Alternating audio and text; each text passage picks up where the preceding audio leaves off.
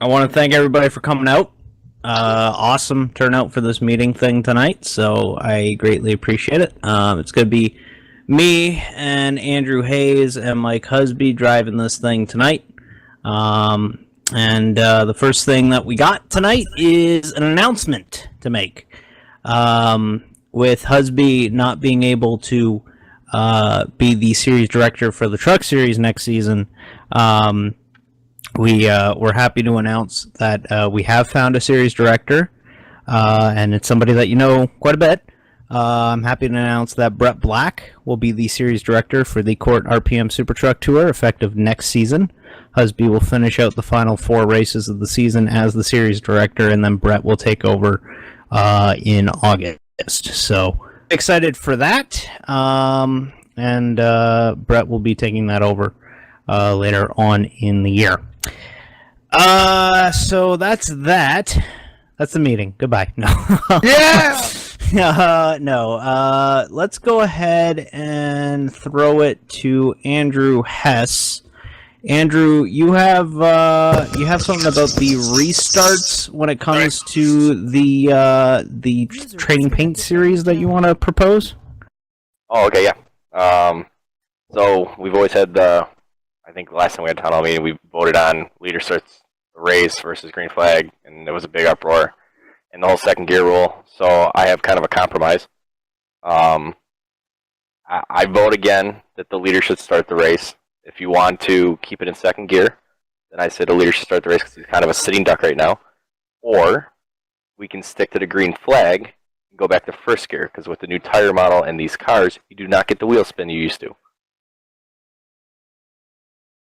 Okay, so the way that this is going to work is you guys are open to discuss it. So if you guys want to throw out, so you guys want to debate it for a bit, we can, and then we'll go to a vote after enough debate is done. So if anybody's got anything against that, feel free to just, jump in and talk about it. So I think Tyler had something, so. Or not? Okay. No, I'm just typing. Oh, okay. All right. Okay. But yeah, so essentially, you're looking to see if we can get rid of the second gear rule on the restarts. Yeah, preferably. I mean, I would just like to have the leader start the race like a normal race, like NASCAR or the regular IndyCar series that currently goes on. But I'll try to compromise to get one or the other. Okay. I was thinking about, I got my own notes I had before I read the actual full notes that Dave sent me a few minutes ago. Julian, please. Mute your microphone, Julian, if you could. Sorry, continue. I was gonna propose the leader dictates the start, but I didn't think about getting rid of the second gear rule. So that's the thing I would like to keep, but we could compromise by, I don't know, this is just coming on top of my head here now. During the practice, just test out some mock restarts in first and second gear, and then do a judgment call if first gear can be done. If not, we can agree to run a second gear.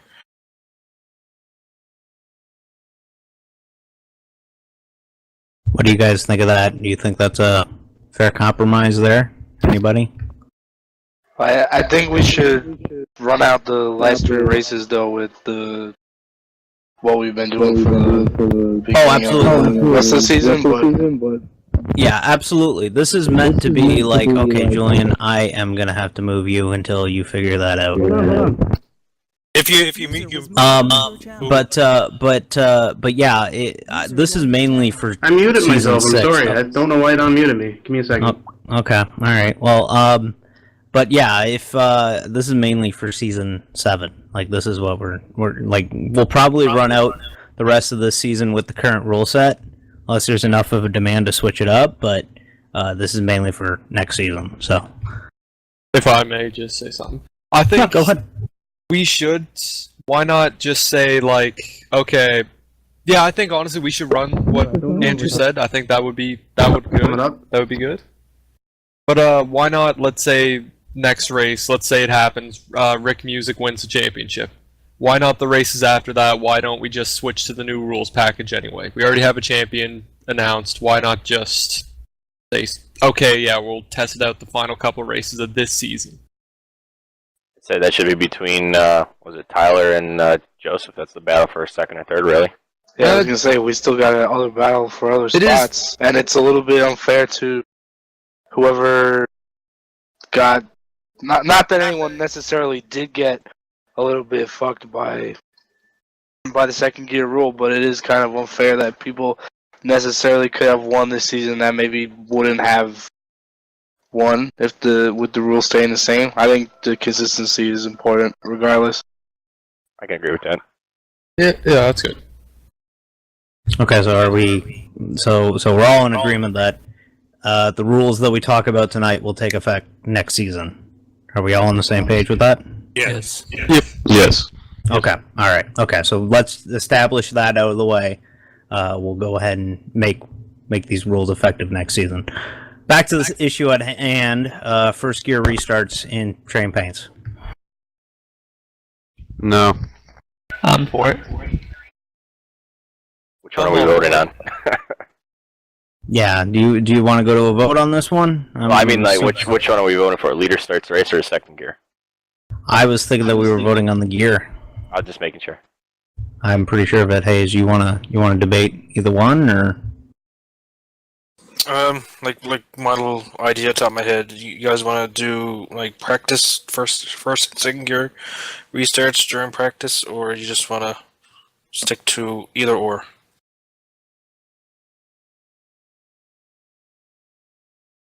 I mean, as far as go on. I think it's gotten to the point with this new car that they're stable enough under first gear acceleration that it's almost not an issue anymore. Yes. I will agree. I do find that you can really just jam on it from first gear.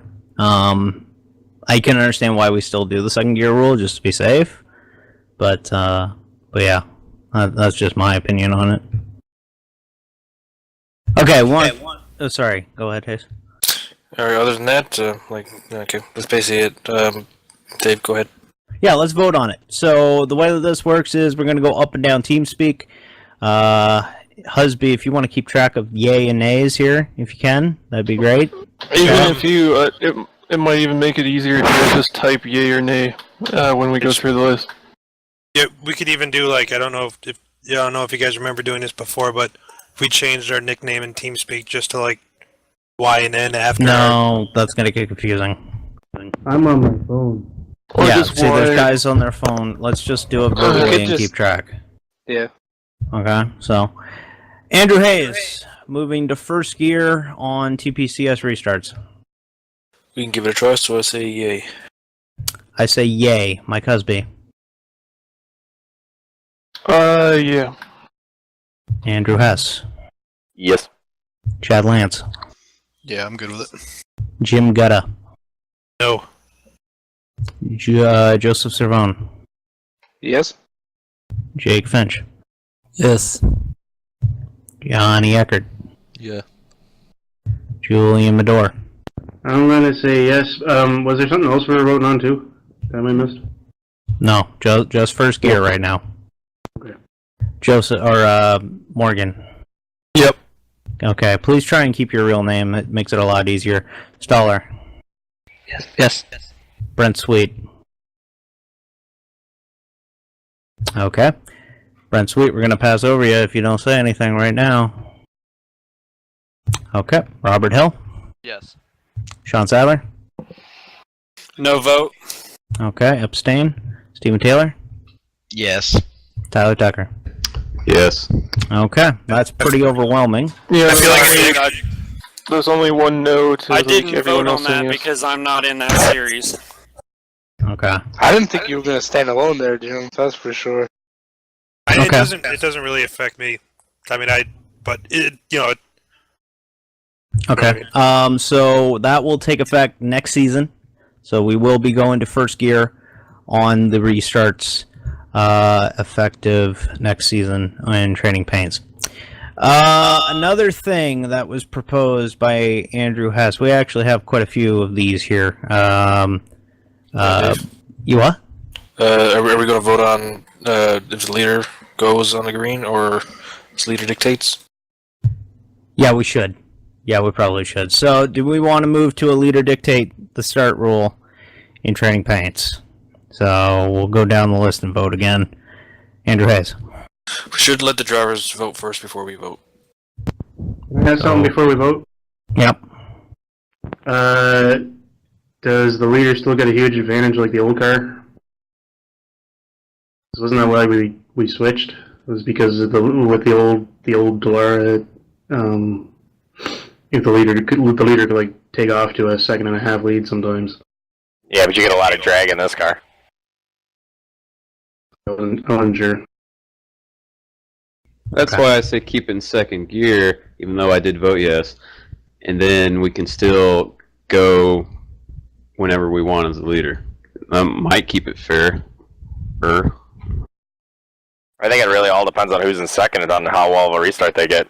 It's the same thing in the Cup Series, isn't it? Yes. Except you're side by side. Mm-hmm. Well, I think you get a lot more gear or a lot more pull in first gear than you do in second or third in the Cup car. Just because it's such a shorter gear or whatever, it's more for the acceleration than the Cup car. But I don't know if it's gonna be a big deal. Okay, let's sorry, Morgan, go ahead. Oh no, I didn't say anything. I think Mike just kind of. Oh, okay. All right, let's go to a vote on this one. Hayes, you want to wait till after everyone votes on this before we do? So Yeah, just. Okay, so let's go. Let's start with Andrew Hess. Andrew. Yeah. Okay, Joseph Servone. This is for leader dictating the restart in training paints, by the way. So, Joseph. No. Chad Lance. Yes. Jim. No. Jake Finch. Yes. Johnny Eckert. No. Julian Medore. I want to see it in practice, so right now I'm going to say no. Okay, Morgan Murphy. No. Nick Stoller. Yes. Brent Sweet. No. Please change your name, by the way. Change it to your real name. Makes things a lot easier. Robert Hill. No. Sean Sadler. No vote. Okay. Stephen Taylor. No. Tyler Tucker. Yes. Andrew Hayes.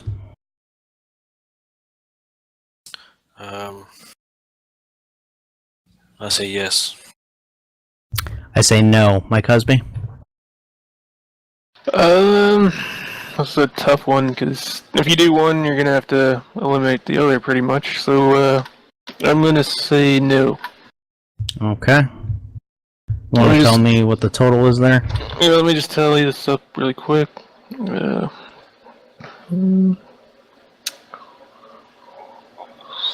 So there's only 6 yeses and the rest were nos. So 1, 2, 3, 4, 5, 6, 7, 8, 9, 10 nos. So that would be a no. Okay, so that does not pass. So first gear restarts will be legal next season, although it will still be go on green in the training paint series. So, okay, moving forward. Got to get to our next items. We got a lot to talk about, and we're already dragging pretty quick. Incident caps to training paints and cup next season. This is also proposed by Andrew Hess. Andrew, you want to just get into this a little bit?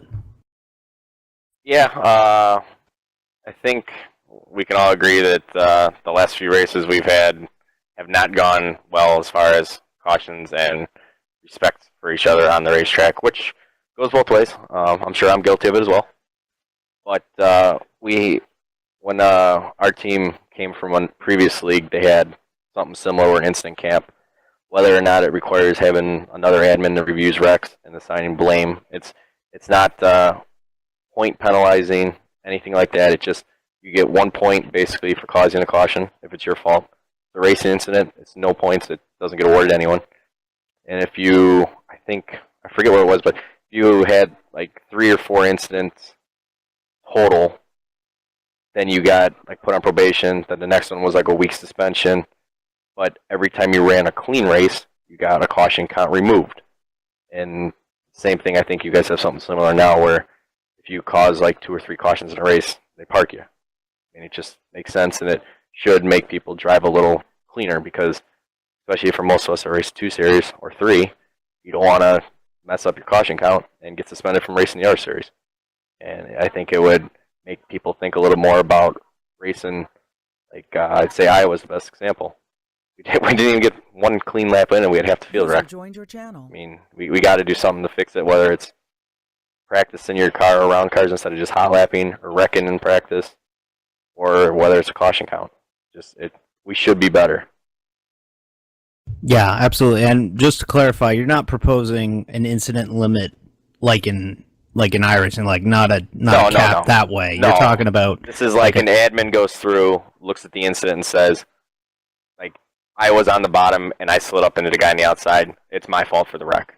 Yeah. Now, so you're essentially, like a 2 caution rule or a 3 caution rule. Yeah. I'm not saying like, obviously, like if you cause a bunch of wrecks by yourself in a race, you'll probably get parked. But I'm talking more like week to week. Like, say I wrecked 2 people this week. The next week I wreck another person. I'd go on probation. And if I wreck someone after that without running a clean race, then I would get suspended until I can prove that I can run a clean race. We use that format at CASCOR. Yeah, I'm saying. I think we had a similar system like that, and it kind of worked. Yeah, I was gonna suggest something similar to that, and like my idea was just to be a little bit stricter on that and making it like a 2 incident rule. So like if you cause 2, then like you get parked for the race. And I was suggesting probation for that, like after that race, and then like for repeat offenders at least, and then for the second time that happens, like the next week, for example, then possibly like suspend that person for a week. And just to be clear, you're suggesting this for all 3 divisions, not just the Truck Series, because Truck Series kind of has that system in place now. But this is for Training Paints and Cup as well. So, but yeah, my only question is, if we do that, how long is that probation period after the 2 cautions? Like the week that you caution out? Maybe the next 3 weeks, 2 weeks? Oh, well, probation. I mean, like I said in the previous one, it would basically be whatever race you ran next. If you ran caution free, boom, done. Like, you go back down. Okay, so you mean like from, let's say somebody does it on a Tuesday, it's up until next Tuesday, even? Yeah, I mean, you'd be on probation until you prove that you aren't going to wreck anyone, and then you get kind of taken off, and then if your incidents go back up, like it was basically a point system. So if you had 3 or 4 points, you got put on probation, and then every race you ran after that without an incident, they took 1 off. So you get put off probation, but you still have 2 incidents. So if you run another race and get into someone, you go back on probation. And then it would be like if you got probation like 3 times in a year, and you're suspended a week. And then every time you didn't have an incident, or, I mean, incidents are kind of tough, especially at the road courses we run, but if you don't cause a caution or wreck someone, then you go back down, and you can run yourself down to 0 all year long just by doing that, and then have a couple races and bring it right back down to 0. Okay. There's a couple things I want to just bring up for just discussion. I mean, if we have, obviously, it's definitely something that would help cut down on cautions and everything, but I worried about, I'm going to use Watkins Glen for an example. I mean, normally I don't spin out that much by myself, nor do I get involved with people, but I mean, I'm sure, you guys saw me get, warped right into the wall. I didn't necessarily have like everything on track for Watkins Glen. I just couldn't get the setup down. I'm just worried about this type of deal as far as Cup goes, because it's more prestigious, penalizing people like that, because I mean, it is, it's, for us oval guys at least, not us IndyCar guys, it's like the top series. It's what we come to run, and it's just, I'm worried about people. We've all had bad races where we can just, either the fault of the setup or frustrations in the day or anything like that, we might not all be there might cause a caution, might miss a mark or something, might get into somebody, might get frustrated. I'm worried about those people being affected, and also I'm just speaking from experience with running the truck series. It is kind of tough because I hate seeing Dave do this. Whenever some people can't agree on something being a racing deal, he has to pull his truck into the pits and park it. And if Dave's having a good run or something like that, I mean, he loses that. I've seen him pit from like 5th place all the way just to go back to the end of the field because he has to review something. Because, I mean, I'm going to be honest, we do have a lack of people that can sit out or at least want to sit out and review those type things. I mean, I know, speaking probably for all you guys in this channel and on the Cup side, nobody wants to sit out and just do that and just watch races and not participate because it's not as fun as being in it. But I did it for half a season. It fucking sucked. Well, and it's not necessarily for during the race. This is like an after the race deal, where like I said, you might have to get another admin that would just sit and do that, like have no responsibilities, but just watch the race replay and assign the incident points. They can race that week. They can be in the race. It doesn't matter. It's all for like after the race. Now in race, you can kind of tell who's being a jackass. And you know who's self-spinning, so I mean that can be self-policing. But as far as assigning instant points, that would be something after the race. It would come down, or a protest, something like that. Yeah, and there was go ahead. I'm just concerned about road courses where there is no caution flags. Like I'm assuming now we just do it by each individual incident on the track and base off of that. Am I correct? Well, we never did like instant like. Well, I mean, we did and we didn't. You got assigned blame for cautions, and then if you ran an incident-free race, then you got it taken down. It's not so much as far as like counting the road courses. We never really ran a lot of road courses. We ran one, and I know like obviously in the IndyCar, like Circuit of the Americas, you're going to get 20 off tracks just by being there. So that obviously wouldn't count. It would have to be like contact with another car or something. Which, I mean, that is hard to prove. I don't think that even shows up on the results now. No, I that would know be something off replay or something. Yeah, I know on the results file now we can actually get the lap of the caution, which helps us out a lot. But it doesn't tell us what the caution was for. I'm pretty sure in the results when you click the laps, you can see all your lap times. It should say car contact during the lap, so I could be wrong, but if someone wants to correct me on that if I'm wrong. I don't know. Like if you go to the graph. It also counts if you hit the wall by yourself. Okay, it could be like a car contact. It could be like a car contact 0x. It shows up as car contact. I think this whole thing's gonna get complicated. I propose a two wreck rule in the race instead of the 3 like we use in the trucks. I think 2, limit it to 2, and don't change anything on the road course because it's complicated. I was going to chime in with the same thing Steven said, except keep it pretty much the same as trucks. And if people don't fess up, look at it after the race and give them a massive point penalty. Yeah, luckily, lately, everyone's been really good in the truck series about actually calling out their cautions and taking blame. I haven't had to park and review a caution in an oval truck race since the start of the season, actually. So, things have been really good on that front. I really hope people keep that up. But yeah, I think what everybody's kind of proposing with bringing the incident cap to the other 2 series might be in order. And I guess mainly it's more sort of the IndyCars, and that's the part that gets tricky because IndyCar 1 incident and you're done for the race anyway. So it's not like Cup where you can make contact and be all right. Would you agree that kind of self-regulates itself? The results. In a way, but it's still annoying as hell to run 40 out of 50 laps under caution before you can run one green one. I mean, we finished at 11:15 last night. I mean, there's no excuse for that. The results state what lap the caution was on and who was involved for the caution. Okay. Yeah, I'm trying to pull up a result file here. For example, lap 9 last night, it was a caution for involving the 76 and the 50. Yeah. It's a caution for slow car involving 76 and 50. Yeah. Lap 4, caution for slow car involving 61. But the only thing with that though is you missed the fact that me and Rick got into each other and didn't bring out a caution. Yeah.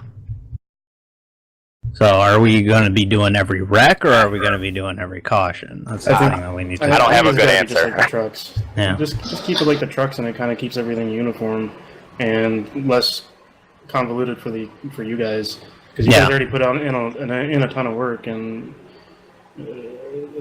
Not to say that what Hess's idea is bad or anything. I think it's great. It's just it's a lot more work for a group of guys that already does a lot of work, right? So absolutely.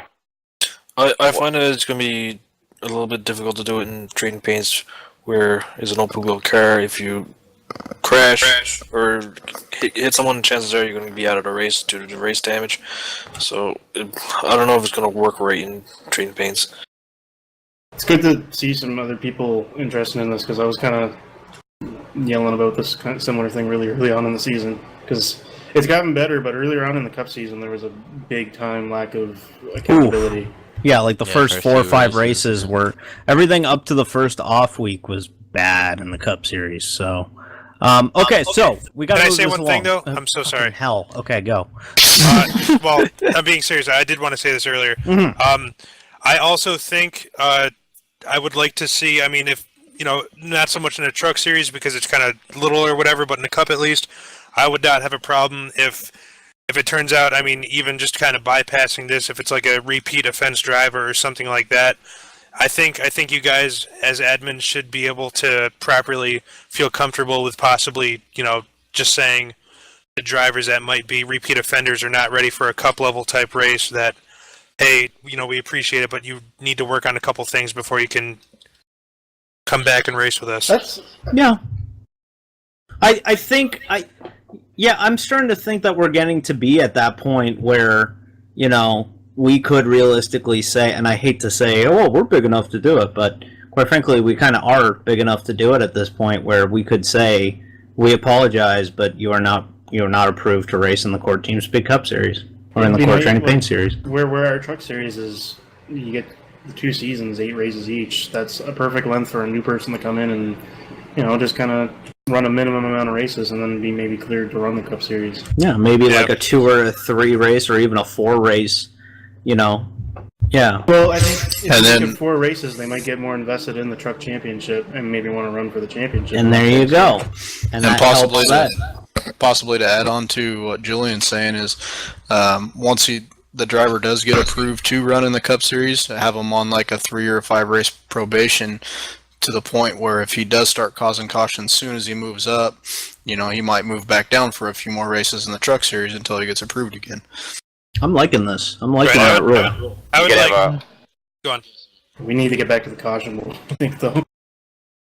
Yeah, okay, so let's talk. Let's hammer out 2 things here. We're going to take a vote on 2 things. First vote, 2 caution rule, and we're going down to 2 caution, it looks like. 2 caution rule in all 3 CORT divisions starting next season. Keep in mind, this is all for next season.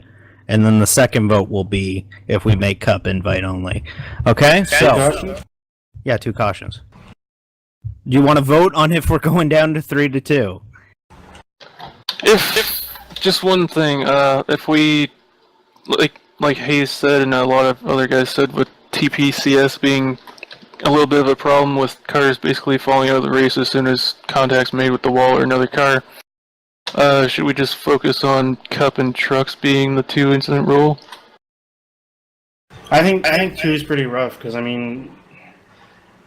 let's say you're just having a bad night, or if it's a track that you don't particularly agree with, or a setup like Jim was saying, it's very easy to spin out once and then kind of lose the mindset, and then go back out on the racetrack and do it again, and then you're done for the night. Absolutely, I agree. I think you could even a little lax, like do maybe Cup and trucks, keep it at 3, but the Indy cars go to 2 because these cars you need to be a little more precise because it is open wheel and one contact the wall or any car and you're done. Any car I could get 2 because if you get past the first one, you're lucky. Okay. The time at Homestead when I spun out 4 times and still finished 3rd. I can agree to that. I can agree to that. So, okay, we got to move along because we're halfway in. We're only on our 3rd item. So, here's what we're going to do. We're going to vote. Hayes, you want to vote on 2 incidents for IndyCar? 2 incidents for IndyCar, yes. Okay, so we're going to vote on that first. And this is just ovals, right? Yes. Sorry. Okay. Yes, this is just ovals. So let's go down the list. Andrew Hess. Yep. Brent Sweet's not here. Joseph Cervone. No. Chad Lance. This is for all IndyCar. series, just Okay. IndyCar. 2 incidents for IndyCar. Yeah, I'd agree with that. Are we doing this across the board though? Like, No. The 2 incidents for IndyCar. But is there going to be an incident cap in the Cup? That's the next vote. next. That's the next vote. Okay, sorry. Cody McCorkle, you lost. What's your vote? Cody, Sean beat you. We'll move along. Jim Gutta. Cody lost again. Yes. Jake Finch. Yes. Johnny Eckert. Julian Mador. I'm going to say yes. Morgan Myrtleick Murphy. Burdelic. Yes. Whatever. Nick Stoller. Yes. Robert Hill. Yes. Sean Sadler. No vote. No vote. Okay. Stephen Taylor. Yes. Tyler Tucker. No. Okay. Andrew Hayes. Yes. David Amboys. Yes. Mike Husby. Yes. Okay. That sounded like more yeses than nos to me. That was only 2 no's, so. Yeah, absolutely. Yes. So, okay, so that is going to go through. So 2 incidents for the Trading Paint series. Moving forward, second vote. I guess. Hold on 1 sec. This is so exciting. We're gonna hold tight for a second here. Bureaucracy. With this, with these new incident caps, please tell me you guys are not going to be pulling off the track to check these things.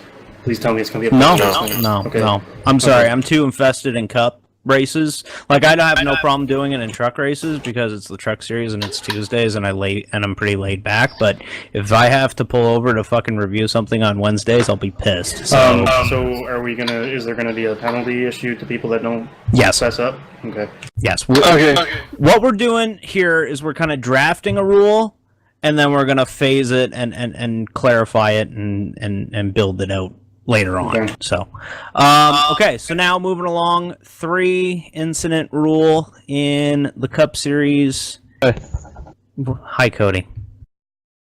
Wow. You're an asshole. Cody, you lost, by the way. Yeah. So let's go 3 incident rule in the Cup Series. Let's go down the list. Andrew Hess. Just this is like car contact incident counts, right? Not like you brushing up against the wall. Yeah, like cause caution. Yeah, this is cause cautions. So, and yes. Yeah. Brent Sweet's not here. Joseph Savone. Yes.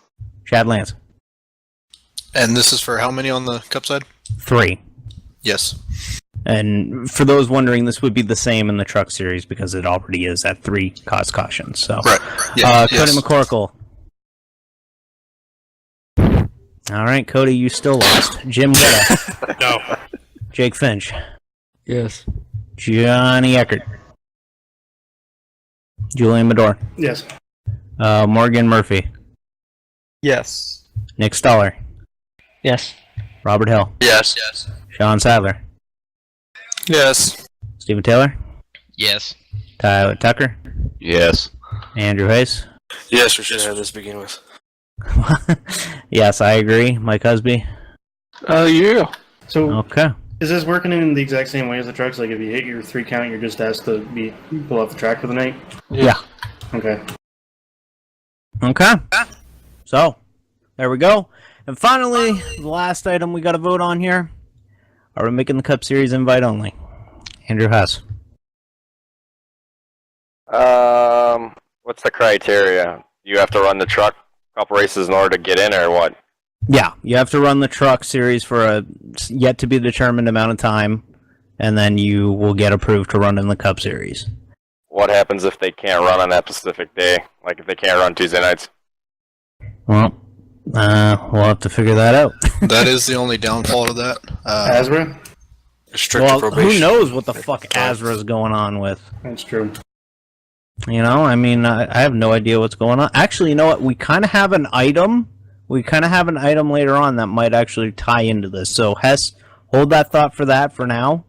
But you know what? We'll make this another item. We'll come back to it later on after we talk about that other item. Okay? So just remind me to do a vote on that later on. Okay. Okay. All right, Hess. This is your last item for a bit. So after this, we're done. You want to talk about the setup situation in Trading Paints? Oh, I'm sure Hayes is thrilled about this one. He is not. Woo. If we're going to be a fixed series, then we need to run the fixed setups. No more of this. Make a setup for the road races. Make a setup for an oval. I mean, if you want to do like your own Indy, like for the Indy 500 or 500K, that's fine. But if we're going to make them, they have to be out before the season starts. None of this wait till the weekend before so that no one can practice and everyone can practice. Just run the fixed setup or don't run the fixed setup. It's got to be one or the other. It can't be both. Well, right now we're running the fixed setups when if it is available. Like these next couple tracks should all have fixed setups, so we're gonna be running the fixed setup no matter what. Like I told you guys before, and everyone who didn't know yet, the reason why we got rid of the Sunday night practices, nobody showed up for. Like we did have a few people who did show up, and I appreciate everyone's help on those times, but it was coming out of Dave's pocket at the time. It wasn't a lot of money coming in for him, so I just had to do it for him. I am open to bringing it back, like if it's needed, but if we can decide on if we just run strictly fixed sets and go ahead with that, but not all tracks is going to have a fixed set at the time when we do the seasons. That's the thing. Our racing just gives you the fixed sets that's running on their fixed season, so we got to just keep our eyes on some good setups. That's just the way it is on iRacing. And just to add to that, one thing too is that the fixed oval and road is only 6 weeks, so there's only going to be 6 oval sets and 6 road sets available to us. That's fine. I'm not arguing as far as what we need, what we like setups that don't come with it. I mean, if it comes down to just having to save all the fixed setups that they're currently running, and if they don't run it next season, we still have a fixed setup that semi should work until they update the tire model. That's fine. But for tracks that we don't have it, we have to get the setup out earlier. And I'm not complaining about the setups. I think the setups are just fine. You guys have done a good job with them and all that, and I completely understand what you're talking about not doing it on Sundays. My only beef was I had invited a couple guys to check out the league, and they were not very happy with the fact that we were a so-called fixed setup league, but we were posting setups for the race Friday before, and it was that one Friday that we had the mess where it was overheating and stuff, and they got completely turned off, and I looked like an idiot, and we looked like an idiot as a league because we couldn't get our setups right. And so I just wanted to get it out there that if we're going to run the fix, then we got to have it posted ahead of time. We can't wait until the week before or week of. Just post. If we know we're going to do a track that doesn't have fixed setup, start making one now. What I would say to that is where I know, just as an example, where were we this weekend? We were at Pocono. Let's say we were going to a road course next week. We're doing a Sega. Didn't have a setup. Why don't we work on the setup while we're at Pocono, since we have a setup at Pocono, like the week of Pocono? Yeah, but most of the road courses can run on the smooth, high downforce, bumpy. Well, they can run just fine on those. You could replace that with an oval. Say we're just running an oval next. Try to bump it up a week instead of the week of. If you know what I'm saying. We've been trying that, and still nothing really changed when it comes to participation. Like, it's hard to find a night that everyone can go, because I know not a lot of people is available Sunday nights, and we're busy Monday, Tuesday, and Wednesday, and nobody really wants to do anything Thursday and Friday and Saturday nights, because that's just people have a social life, so we can't like go around that. So it's just hard to find a happy medium when it comes to getting together and making a setup. Well, and that's why I was saying earlier that it's not so much that we can't get together for a setup. We can come up with a setup, great. If you guys have a setup, great. If you find one on the forums, great. You just got to have it posted more than a week in advance so that if we do run into a problem, we have time to fix it and we're not scrambling like 2 days before the race and we look stupid. Like, if we have it a month in advance, then you got a month to figure it out, because I'm sure there'll be someone, I don't do it, but I'm sure somebody will run practice laps before the week of the race. Now, ever since I came, I had the idea of user-submitted setups. That has been going pretty good. I've been getting setups like Tuesdays and Wednesdays, and then I got to find the time to test it out and then improve them. So, like, when it comes to Friday and Saturdays and Buddy Sunday nights, when you don't see the setup, that's the reason why, because I just couldn't find the time to take 20-30 minutes just to do a few laps. It's just everyone's busy. But like, I agree. And it needs more effort into it. But like, when you say that with those couple of guys, I was looking at the league and thinking that we were a fixed setup league. When we call ourselves a fixed setup league, we did not 100% mean that we're an iRacing setup only league, but CORT is a continuation from CASCOR, and we were a fixed setup there. Husby or whoever at the time who was leading the Cup Series at the time, we just came up with a setup, and there you go. Everybody runs that same setup. That's what we meant by fixed setups. It just not necessarily means the iRacing fixed setup. No, I get that. I'm not saying it has to be that way, but it's tough to post a race setup 2 days before the race. It's just because then you run into what I brought up to you earlier, that like, right, say I suck at TNT car setups. I'll just throw it out there. So say you and whoever else came up with a setup, but it's not posted till the week, like 2 days before the race. Whether or not you came up with the setup a month ago or 2 days before the race, you had more time than we did. You had more seat time. And that's very valuable when it comes to a setup that you're not used to or a car you're not used to. So that's why the only thing, I don't care what setup you run. I care less if you pull it out of your ass or if you pull the iRacing. It's all fine by me. I just want it ahead of time. It's got to be like at least earlier. Yeah, like 2 weeks before or a week before. You got to give the rest of the guys time to actually turn laps in it before going on the weekend. What you're saying, if we can't make a Sunday night setup, how are we going to practice the setup on our own on Sunday nights? What I would maybe suggest is where Hayes says the user or the member created setups submission is going pretty good. Why not set a deadline for that to maybe like 3 weeks before whatever race, whatever event we need the setup for, and then give Hayes like a week to test it out, and then we could have that set up 2 weeks before time. And it gives Hayes a whole week to, do whatever personal stuff he needs to do, and maybe find some time to run the setup. Or even to help Hayes out, like if you post it that much in advance, you can even post in form. Someone else can run it and give you feedback. Yeah, that will help. Post them all in the forums and see which ones people like the most. Yeah, worst case you have a vote on, like, here's 2 setups, pick which one you guys want to run. Yeah, we could do that even where, the race thread is a race thread. It's not just there for entries, even though that's for the most part what it is. I mean, if you guys want to submit setups, even if you want me to toss up race threads a week ahead of time for like the following week, we could do that or something. So. And don't get me wrong, I'm not trying to be a dick. I just want to help. I want to make it better because this league is awesome. You guys do a great job. Okay, well, let's go to a vote on this. Hayes, do you want to vote on this about the about like a week ahead of time thing? If I can get the proper amount of help to do that, like we were just saying that, like some people, been in some help, I'm all for it. Yeah, this is contingent on you guys helping out Andrew Hayes. Before we even vote on this, I want that to be acknowledged, okay? Because we're this is our hobby at the end of the day. This is not my job, though I treat it like one. But yeah, this is not our jobs. This is our hobby. So sometimes the time's just not there. So let's vote on it. Andrew Hess. Obviously, yes, and I will help, even though I can't tell you what to fix, but I can tell you what it's doing. Okay. Just before we continue, is this for like user submitted setups or? For user submitted setups only, I was assuming.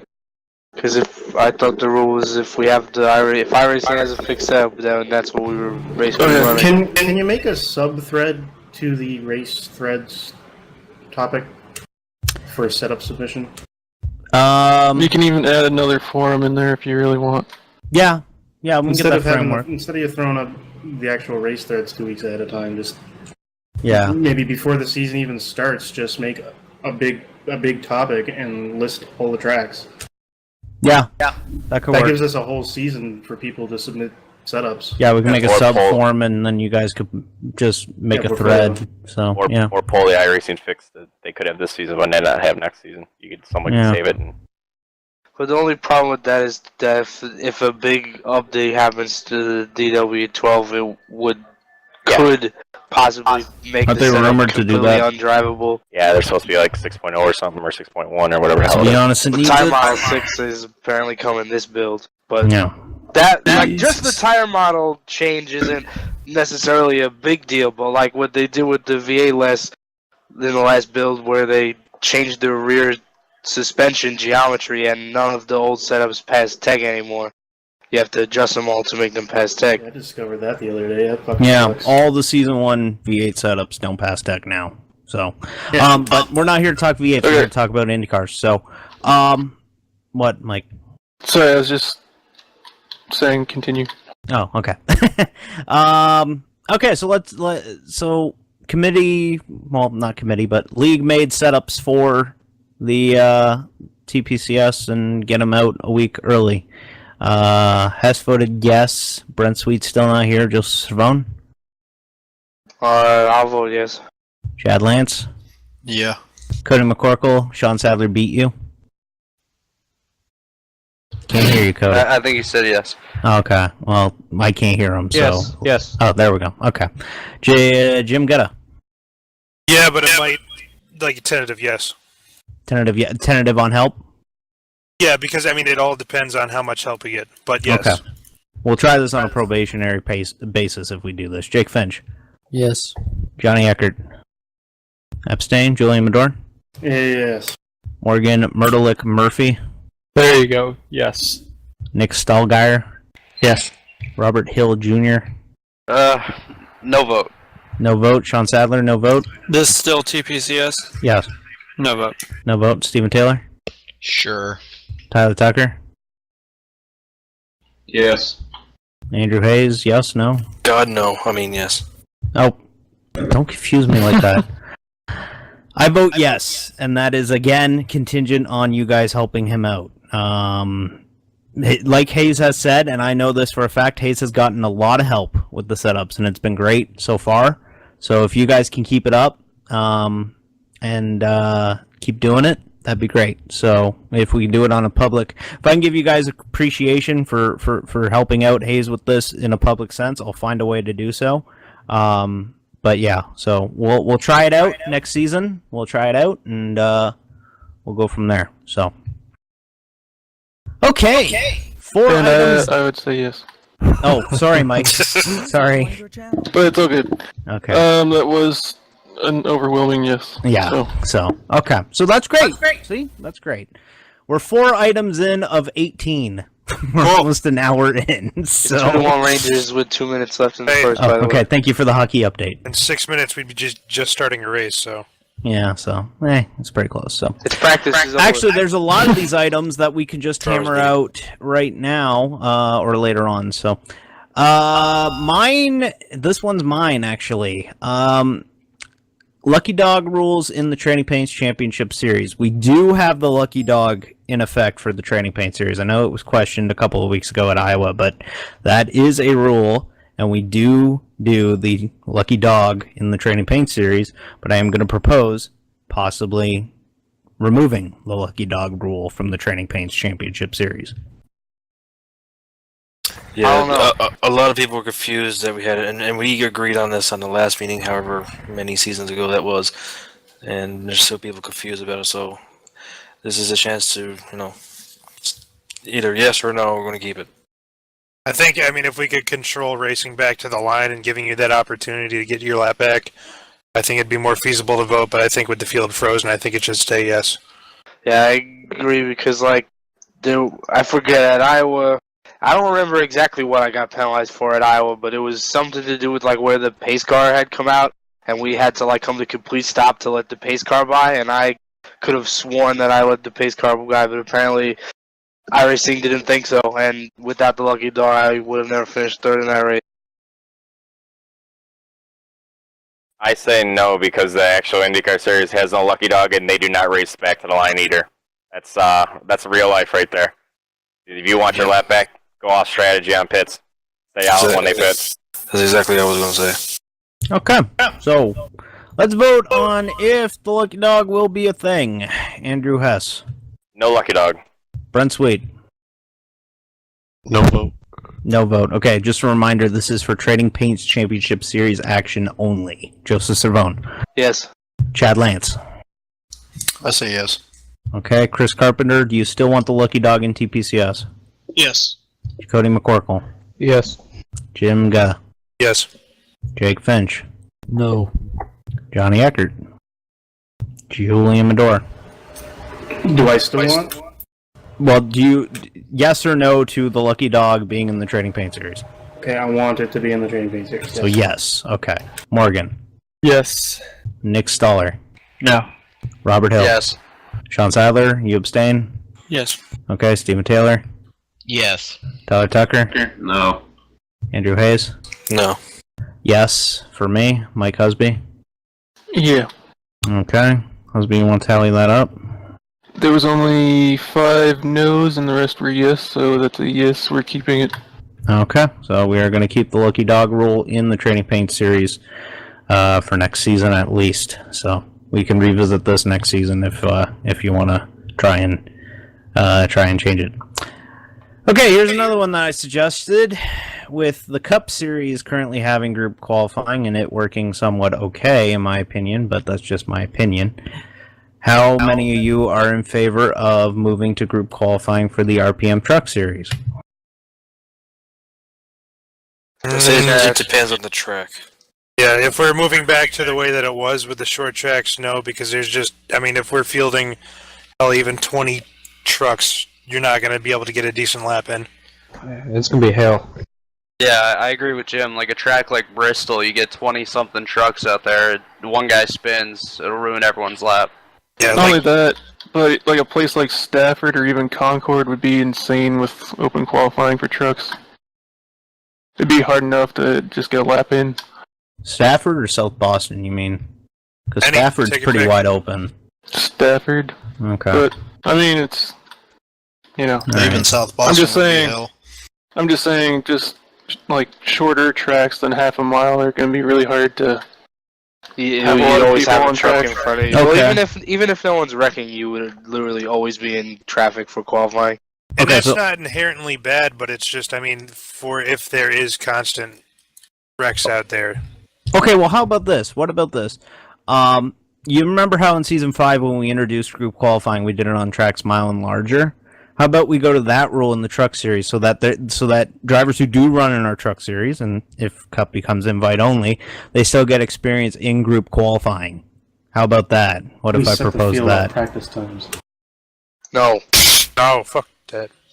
That'd be No? the same thing as group qualifying, pretty much. Yeah, that Except would be that you would get an hour to set. yeah, nobody set a would fast work on lap. fucking race runs. Yeah, So, exactly.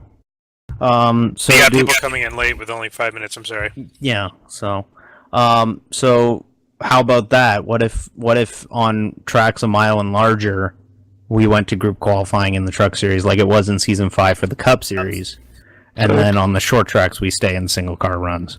That would work. I'm just curious. Like, you don't have to look it up, but just if you know how many of the races next season would be that way. It Off the would top of your be. head. I can tell you right now. It would be 3 of them. It would be the road course and the 2 mile-and-a-halfs that we go to in the truck series per half season. So it would be 3 races in the truck series. I don't think that would be bad. I think that's a fair. Because you're still getting the group qualifying experience at mile-and-a-halfs. That's a fundamental part of the Cup Series is group qualifying now. So that's my honestly, argument on I that. Except think- for play tracks. Yeah, except for play tracks. But trucks don't go to play tracks. Yeah, exactly. So, bam. Bam! I I'm all think that Lugasi. would be the thing to vote on then. Okay, so Okay. we'll vote on that. So, kind of, see, we talk about it, and now we kind of twist it around and, draft Anybody something. else have So, anything to say quick? yeah, does anybody else? Did it? Okay, so we'll vote on this. This is for group qualifying at the 2 mile-and-a-halfs and the road course for the truck series next season. Andrew Hess. No vote. No vote. Brent Sweet. No. No. Joe Cervone. Yes. Chad Lance. Yes. Chris Carpenter. Yes. Cody McCorkle. Sean No still beat you. Okay, no vote. I beat him. James Gutta. Yes. Jake Finch. No. Johnny Eckert. Julian Medor. No. Morgan Murphy. Yes. Nick Stoller. No vote. Okay, no vote. Robert Hill. Yeah. Sean Sadler. No. Stephen Taylor. Yes. Tyler Tucker. Yes. Andrew Hayes. Yes. David Amboy is yes. Mike Husby. Yep. Okay, now tally that up, and you want to let me know? There's only 4 no's and the rest were yes, so we will be doing that. Okay, so we'll be moving to that moving forward in the truck series starting next season. All tracks a mile and a half and bigger, and road courses will be group qualifying. Okay, so next one is just a request. So this is just really quick. I would really like to know who owns what team.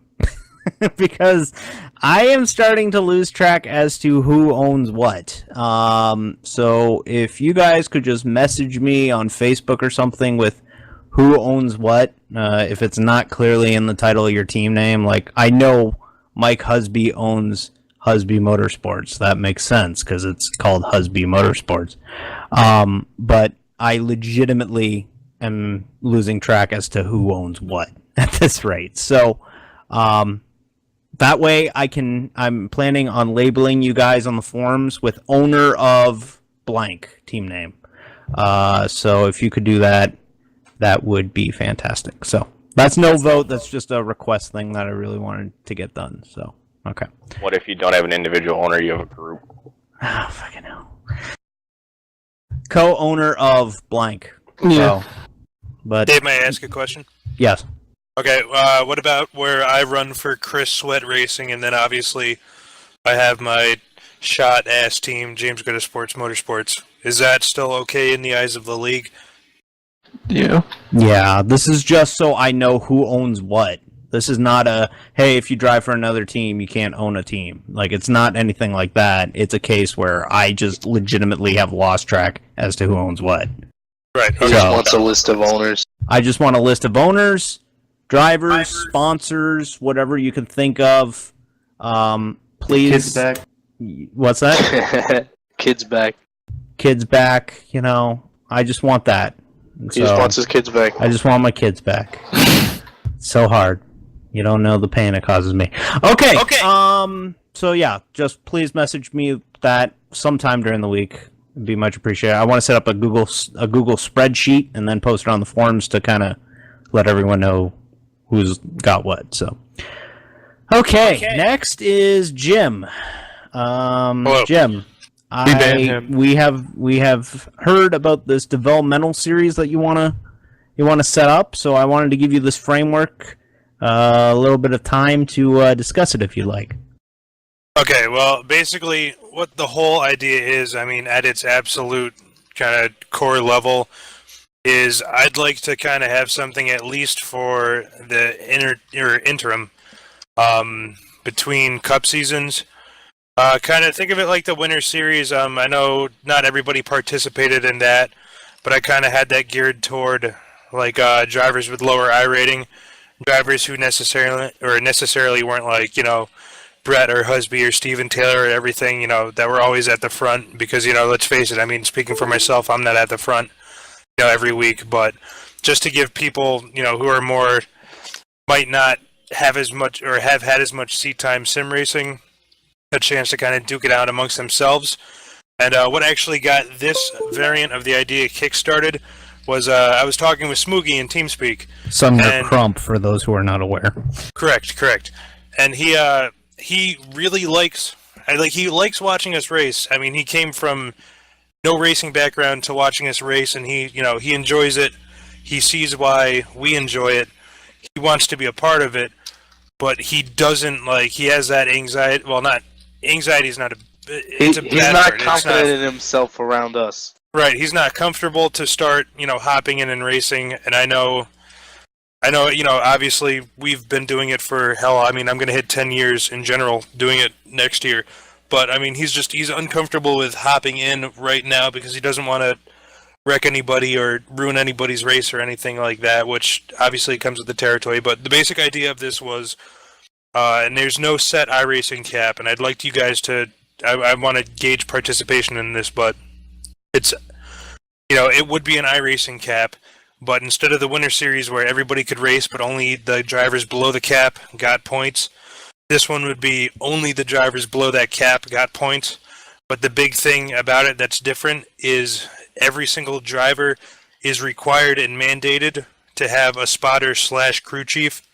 Well, spotter and or crew chief. They need at least somebody on their team helping them out, because the whole purpose of this is to get people into this and help them out who might want guidance from people who've been doing it for a while. Brett also had mentioned that he has a friend who's just started, getting into iRacing and everything, no sim racing background. It's like a mentor program. It would be, you'd have the list of drivers who would be eligible that want to participate, and for everyone else who's unable to participate, you would kind of, theoretically, you would put yourself out there going, I would like to, I'm a free agent, so to speak. I'm putting my name out there to help people out, but, you would talk with them, you'd watch them. I mean, it's a lot of fun spotting for those who haven't done it yet, because you can see when people are overdriving it, and you can tell them to back it down, you can tell them to change things, and it's a good opportunity to, play that other end of the card that we don't really get to in sim racing. But that's the general gist of it. It's an idea. I didn't really want to move forward with it too much, because I don't want to invest a lot of time in this if you guys think that it's not going to be that active, or if nobody really wants to participate. But I'm going to send it back to you guys. What car were you thinking? I was thinking the Impala B or something like that, something sub-truck, because we already have trucks, obviously, but I really want it to be a lower-powered car, just so it's just about, or like a K&N car model, right? Just so it's about strictly the fundamentals of racing around people or getting lines down on track. It's not getting to the gas as soon as possible. You know what I mean? It's not, even though you could argue that you have to do that in those cars, but I mean, it's less focused about that, but racing around others and just generally, getting a feel for it. Yeah, it makes sense. I think it sounds pretty cool to me. Yeah, so it's a series essentially where it helps twofold. One, we're helping drivers get used to league racing or sim racing in general, and two, it could also be beneficial to you guys as team owners, because then you guys can set up, a program in this series and be able to almost have like a AAA baseball, like having a Pacific Coast League or an International League team to kind of draft from. Fuck baseball. So development. Yeah, essentially a developmental series. Yeah. And it's use this for those new drivers that we were talking about earlier. Yeah, there's another venue where they can actually participate in it. Oh, and I'm sorry. If need be. And one of the big things that I was thinking about with this series is it would start when the Cup Series ended, but this series, it would be like a Thursday night thing, and it would be a once in every 3 weeks. Like a race, 3 weeks off, then a race, or maybe race 2 weeks off, then a race, but not an every week event. I mean, time in between where if, they have questions or if you want them to practice, plenty of time for them to know what's coming up, to practice a track, for you to maybe sit in, help them. You know what I mean? It would be a long, maybe like 12 race season. I don't know, but over the course of, it would be yearly scheduled, right? It would not be close to seasonal schedule like we are in court, where we have 2 seasons a year, right? Well, yearly, half yearly. I mean, it's all completely tentative. It might be better to do an 8 race every 3 week thing. It might be better to do a full year. But the main point is, it would not be every week. It would be like 2 weeks off in between races. I don't know if you thought about this, but what would the length of the races be? They would be around truck level, if not just a little bit shorter. But I mean, I want it just enough time for them to get some decent seat time in. I like not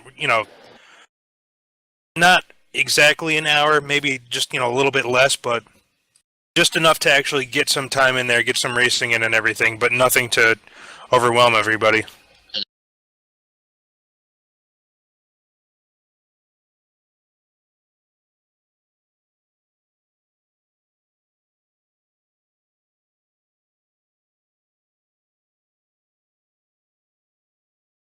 I mean, and this is also you guys, have interest in the series, I'd like to hear your suggestions as well. But I was thinking mostly 1.5 miles, mostly the easy ones.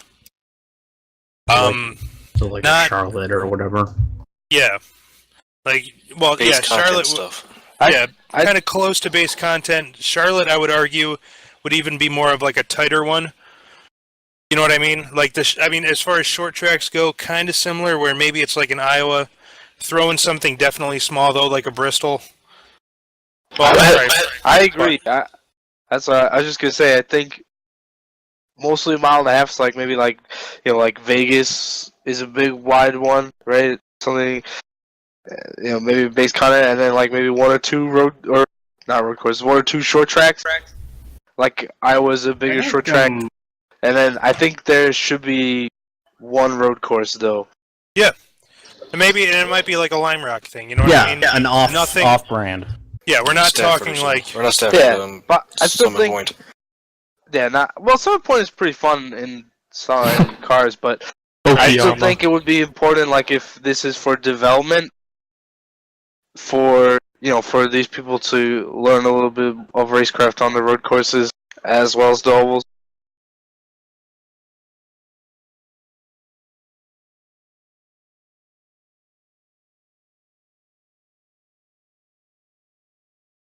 Yeah.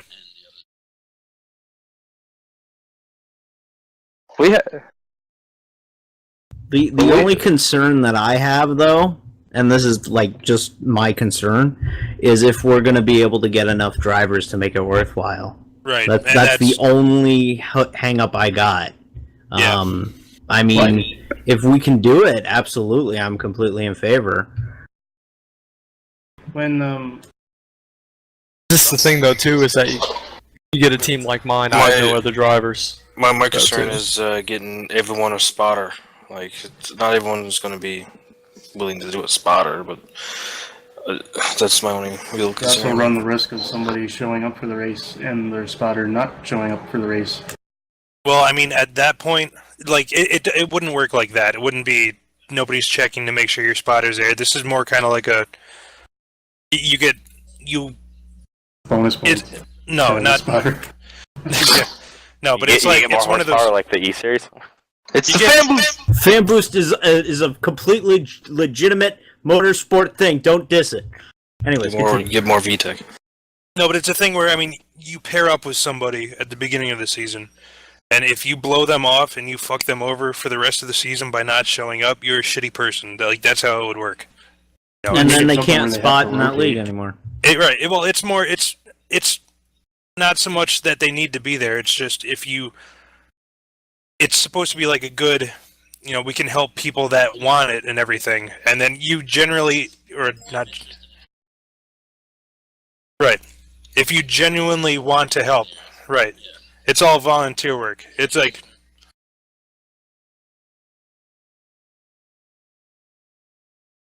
Mm-hmm. Could be maybe interesting to make it a team thing, and maybe give more incentive for the guy that's whoever's gonna spot to show up would be maybe like rotate the drivers. Almost make it like a GT AM thing. Well, have one guy drive 1 week, and then the next week he spots for the guy that spotted for him the week past, and then have it be a team championship. That's a cool idea in itself, but that's getting way further away than what I want. Because the whole reason I bring this up is because I picture when I picture this, I picture like Smoogie, like a. When I say that, though, let's say I mean. Oh, what the? Okay. Hello. Yeah, you're good. But yeah, If we wanted the rookie driver to spot, though, you could always have everything him locked up for a second. Show up on Wednesday night. Yeah, that's a good point, Servant. My only question I would. TeamSpeak for a second there. I apologize. The only question I would have is how many people are currently using the truck series as that series right now? Get new guys in, get their feet wet before I'm trying to jump to a bigger series. Myself and Brett are getting Johnny into this deal through the truck series. He's going to run a couple of races at the end of this year and then try to get him full time next year. I was gonna say there before the my TeamSpeak locked up was the seat time is good, but let's say you and Smoogie were teamed up together. 1 week he ran, the next week he spotted for you. You could actually probably pick up quite a bit from watching someone that's been, at this for almost 10 years, and then put that towards the next race. What if you let the spotter run like the practice with them before the race, so they could watch their lines just on the replay without having to watch another race without being able to get back on the track and get feedback? And that would be something that's fine. And Julian, the only thing is, like, I would say instead, just invite those people to be your spotter and watch you Wednesday nights. You know what I mean? Yeah. Where, like, they get to see you and everything there. It's more like a... And this is like, everything's obviously... It's just an idea I had. It's like, it's nothing more than that right now. I also I was thinking around with the idea after it came up with it. Obviously, this might be something cool where eventually it could be something, where maybe we make a post in the forums and, like the lower class series, like the D series, where people new to iRacing might be looking for some help or something. You know what I mean? But it's not that yet. Might not ever be that. It might not even exist in the first place, but... This is a It would feasibility be kind thing. of cool to make it take the experienced guys, put them in a pool of spotters, and then take the new guys, put them in a pool of the new guys, And just mix and match assign everybody. Well, that's Season what 1 that's of what- NXT, everybody. No, that's what it's supposed to be. That's what it's supposed to be right now, but it's the only thing that's really the big question is the lack of drivers that would be out there. And it would also be... I mean, I said iRacing Cab before, but I think it would really more so be people who want to participate in it, and I would accept or deny it on a case-by-case basis. We'll go to that.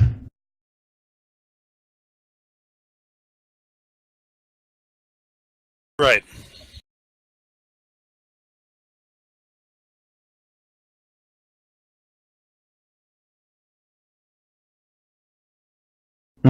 maybe. I'm not saying that.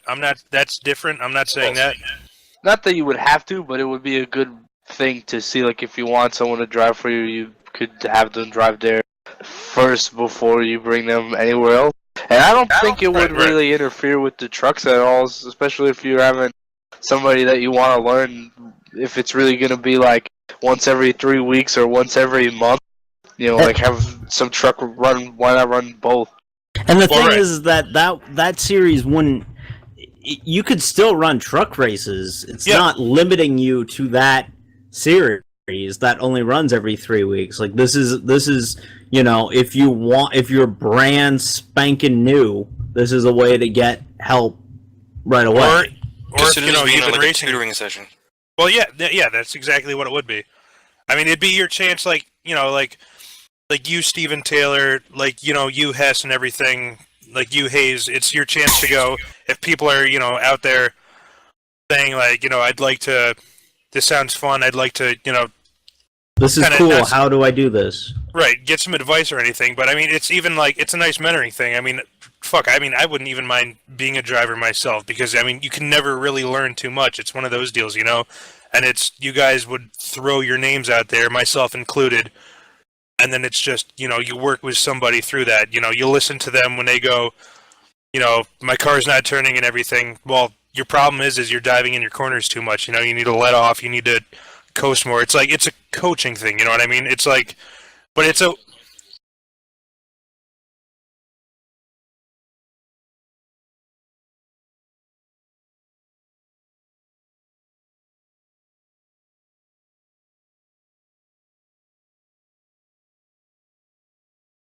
Right. Sorry. I've been trying to wait to say this for a while now, but just jump in, man.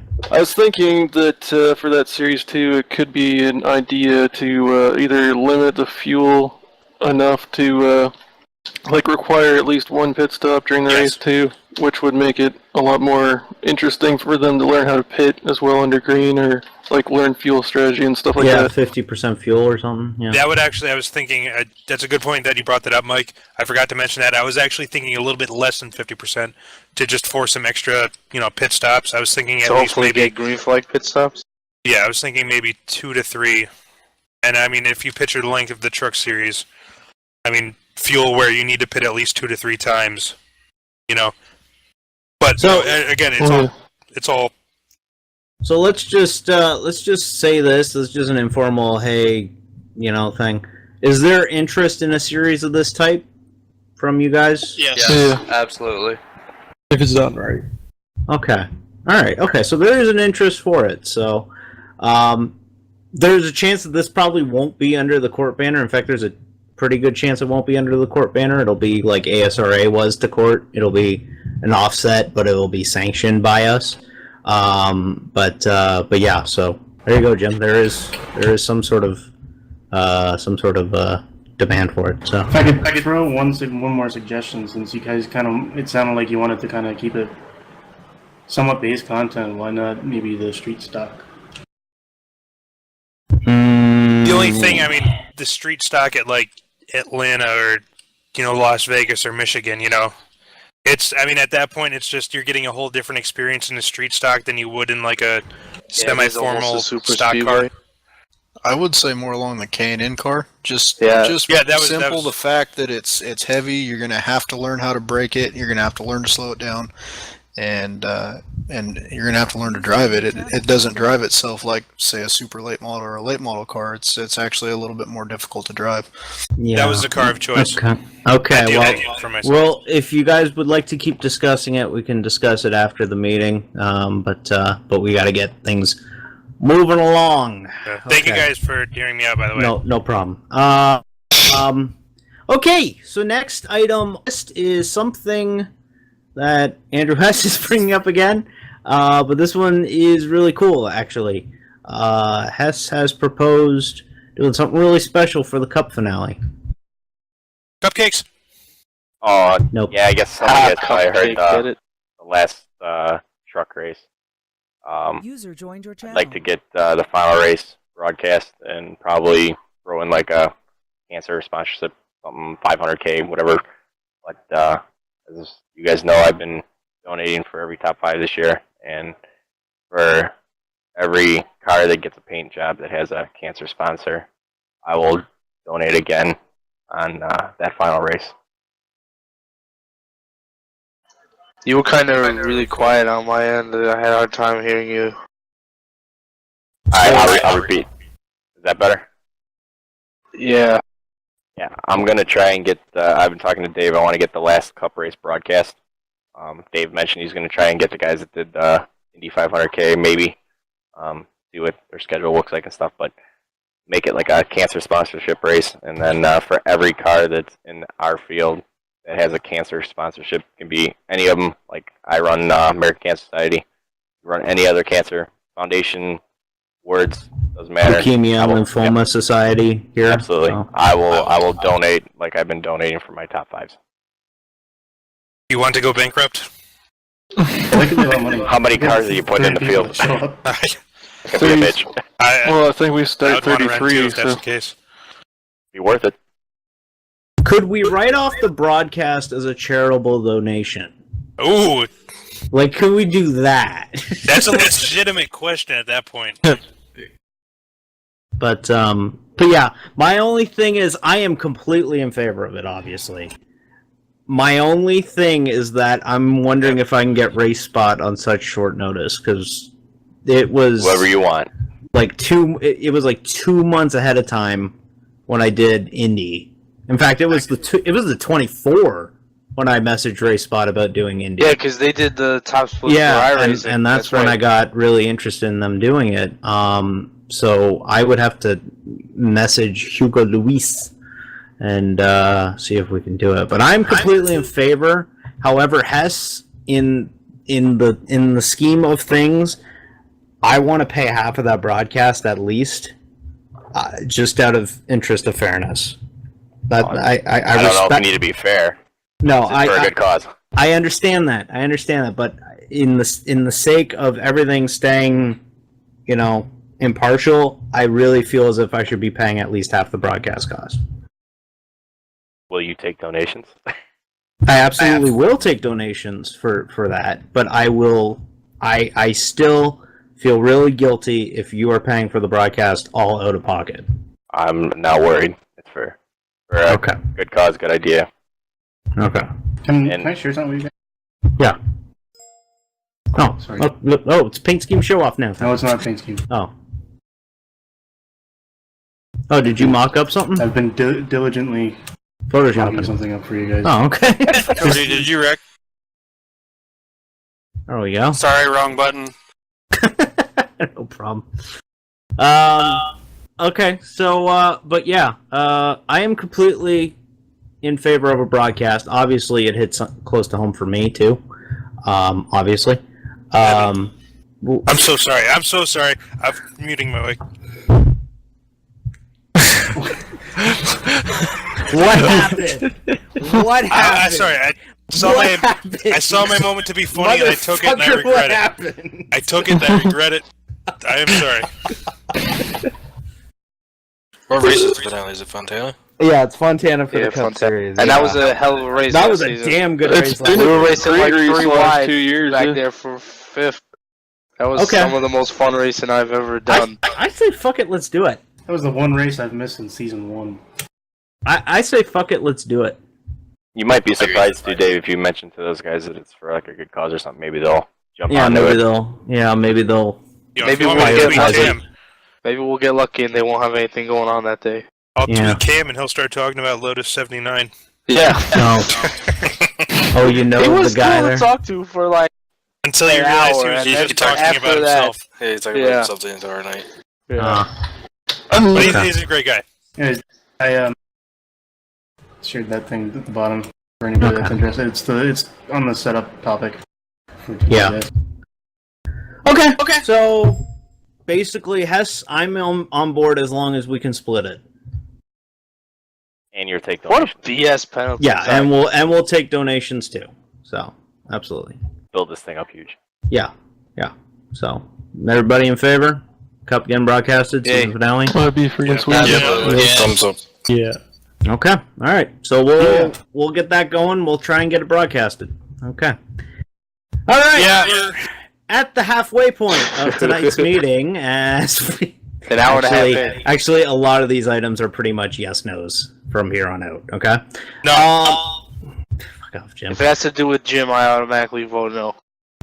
Jake Finch actually proposes this one: returning to single car qualifying in the Cup Series. Well, obviously, I know everyone voted yes on the Truck Series, so obviously, I think everyone would say yes to, or say no to going back to the old style. But so I propose maybe going back, except for the first plate race, but going back to the group qualifying of the plate races, because. Go ahead. Okay, so you're modifying that a little bit. You want to go back to plate race group qualifying. Yes. Except for the 500K. Yes. Or 250. Okay. Because essentially, really, if you look at it, and most of these bigger racetracks, it's more about who can get the better draft. Well, Since we got the package for sure, I would agree. Yeah. With it. So We saw that in Michigan like crazy. You picked up like half a second just by getting a good toe at Michigan. It was insane.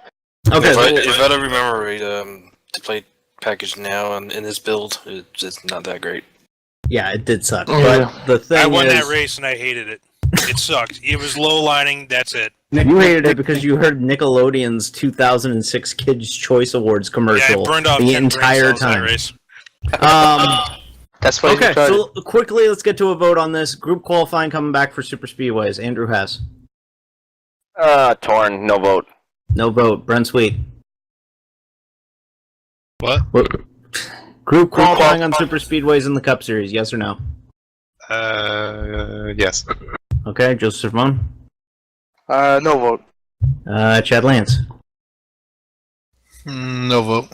Chris Carpenter. Yes. Cody McCorkle. No. Jim Gutta. No. Jake Finch. Yes. Johnny Eckert. No. Julian Medor. I hate group qualifying. Yes or no? What's your vote? The answer is no. Okay, Morgan. No. Nick Stoller. Yes. Robert Hill.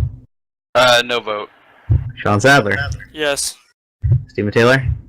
Yes. Todd Tucker. No. Andrew Hess.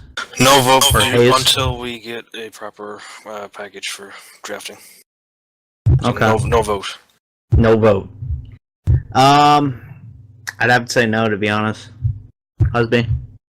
No. Okay. You want to tally that up? Check. There were a lot of no votes, so. And there were only hold on. And some yes. 1, 2, 3. A lot of is that a? There's only 5 yeses and the rest were no's. So the no's and no votes overtook the yeses. So that would be we're keeping it the way it is. Okay. Alright, we're gonna keep it the way it is. Real quick, Robert, are you fucking kidding me with that price? 100% serious, Dave. 100% serious? That is Yes, sir. cheap as fuck. Okay. What's up? Yeah. Alright, we'll talk later. Okay, so we'll stay with single car qual. Brett Black wants to know, do you guys like team points and do you want it to continue? Yes. All right, yeah. Can I say something Absolutely. right now? Yes. All right, it is absolutely my team that I'm on is leading, and I don't know if we should be because I talked to Brett about this actually.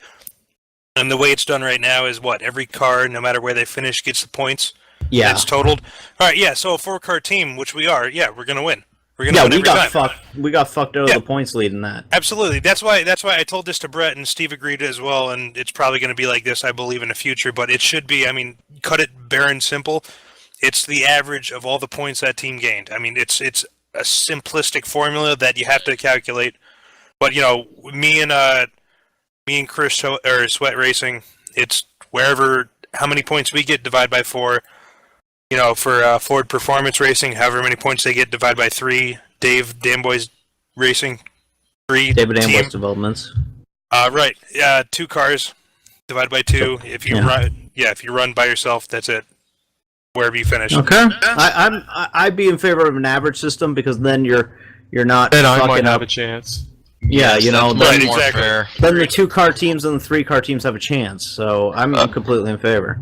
Another thing Brett did bring up when he was talking about it to us over the admin chat was the highest finishing 2 cars per team. Yeah, that's what I was gonna say. Is I think like a drop cut it to car? 2 cars per team, like your highest 2. Yeah, your highest 2 of the cars on your team. Because, well, I would even say the average of the highest 2, because I think the average of all of them would actually end up hurting the teams with more cars. Because, like, basically, if you have, like, with the average, say if you finish 1, 2, 3, and then your 4th car finishes last, you're going to be getting way less points than if it was, like, the average, you know, if the D3 finishes 5th and 6th, they're going to be getting more points than you, basically. Why don't we do like a just like, you know, what they do in like school and everything, just drop like the 3 lowest points across like the whole season or whatever. Like at the end, the lowest points, You like the still 3 run lowest points into like 4 cars versus 1 or 2. Yeah, You should because just if it was a straight up average, yeah, if you had a single car team, they would be getting the most points.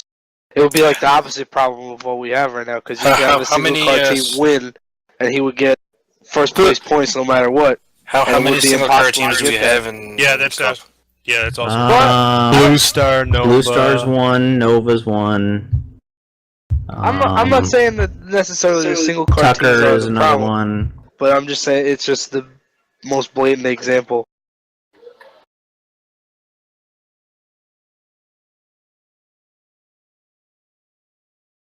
We have 4-car teams that only 2 people show up, so you know. You sound like a little bitter towards that, Dave. I am extremely pissed about it. Emerald, Kendall, RPM, Dynamite Motorsports, BPR, Bright Steel. Dynamite.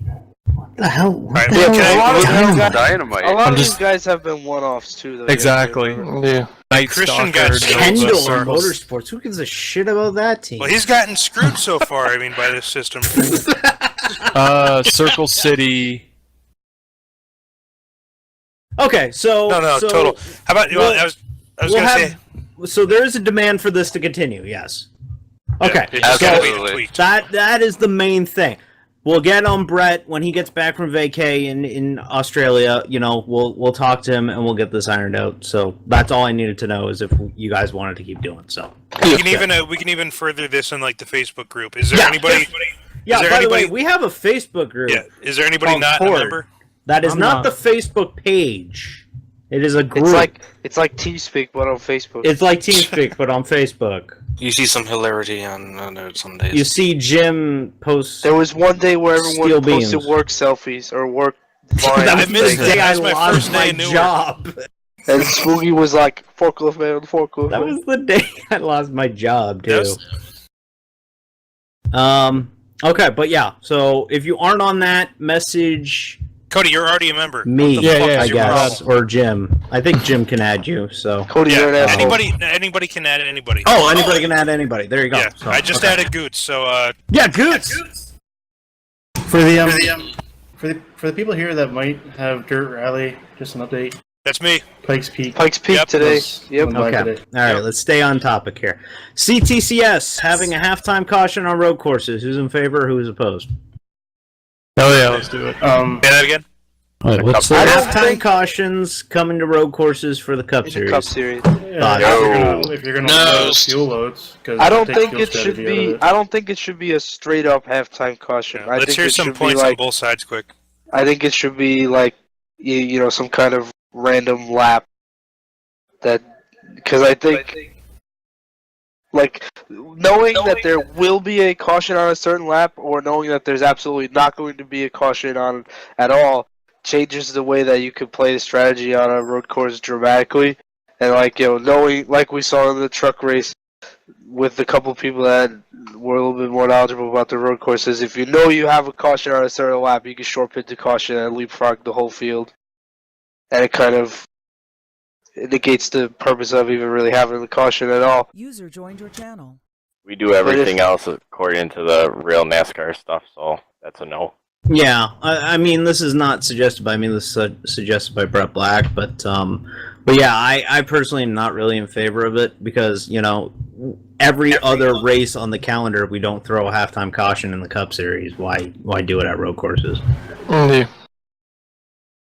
Could I throw out the idea of adjusting the fuel loads? That way we have to pit more than once in a road I course would be race? in favor of I would agree with that.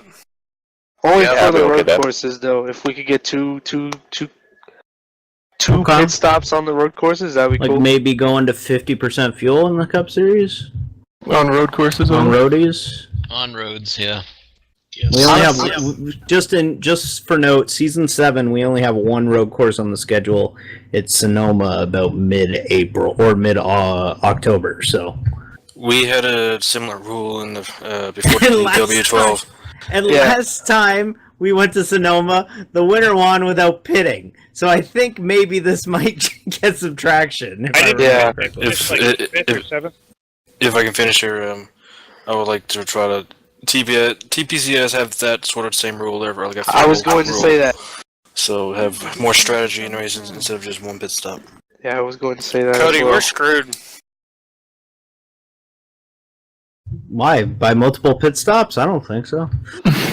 No, sorry, They wrong must have button, liked the damn it. strategy. Cody and I was racing, and I was trying to talk to him on the end game. Sorry. No big deal. No big deal. Okay, so let's modify that. If want to go 50% fuel on the road courses in the Cup Series. Sure. For road courses only, though, right? Road courses. Yes, I am stressing road courses only here, Mike. So let's go to a vote. Andrew Hess. Yeah. Okay, Android Man. Just type it. Just type it. Can't hear you. Okay, That was a yes. sounds like Yes. the beginning of a yes. Yeah. Road 50% fuel on road courses in the Cup Series. Apparently Jim's bathroom is on an underground. Jim's Android sucks, and he should really just give up on the TeamSpeak thing on the phone. Brent Sweet. Yes. Well, fuck you, Jim. Joseph Cervone. Yes. Chad Lance. Yes. Cody McCorkle. Sean still beat you. Sean still beat you. Jim already voted. Jake Finch. Yes. Johnny Eckert. Julian Medor. Yes. Morgan Myrtleick Murphy. Yes. Nick Stalgar. Yes. Sadler Hill. Yes. Sean Sadler. Is this the caution thing or the half fuel? Half fuel on road Half courses fuel, for the Cup yes. Series. If Okay. we're racing, you would. Stephen Taylor. Yes. Tyler Tucker. Yes. Andrew I'm Hayes. trying to develop myself, Yes. Jim. Why don't you come spot me? I vote yes, Husby. Yes. Unanimous. Everybody said yes. Unanimous. So we're moving 50% fuel on Cup races at Roadies. I vote to no. I didn't hear what he said because he sucks. So, I mean, you're going through a tunnel. So, okay. Whatever you want to do, vote for TPCS to bring that rule back. Yeah. Do we want to bring limited fuel on Roadies? I think. What was it? 73% fuel. Do you want to go that low, or do you want to go 50 like the Cup Series? Say consistent 50. Just for the sake of convenience, 50. Okay. I think that would work because every road course in TPCS was one stop. So, assuming 50%, assuming we get 2 pit stops, that'd be perfect. Okay. Well, at this rate, you almost got to think that we have to do it in trucks too. I mean, just. I think isn't our race at Mossport actually pretty long? So like a couple extra pit stops would break it up. But we only need the one stop at the halfway caution, and I think even if we didn't have a halfway caution, it would still only be one stop. I'm pretty sure you could go 30 or 30 plus laps on the tank at Mossport. Yep. That's what I did. I agree with what Jim said. Watkins Glen. You did Watkins Glen. What? I would have finished a lot worse if it wasn't for.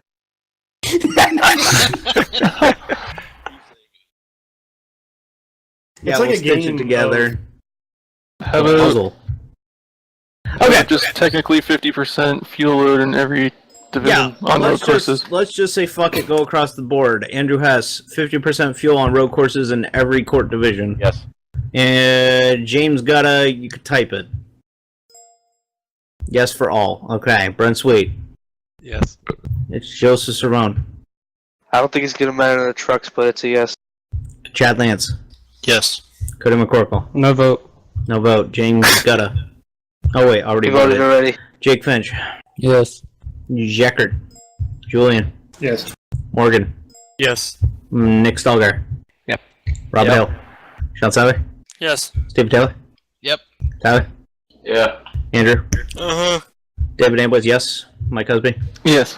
All right, so that's going through. So 50% fuel on all 3 court divisions on Roadies starting next season. That should make TPCS really interesting. I'm actually really looking forward to seeing how that works.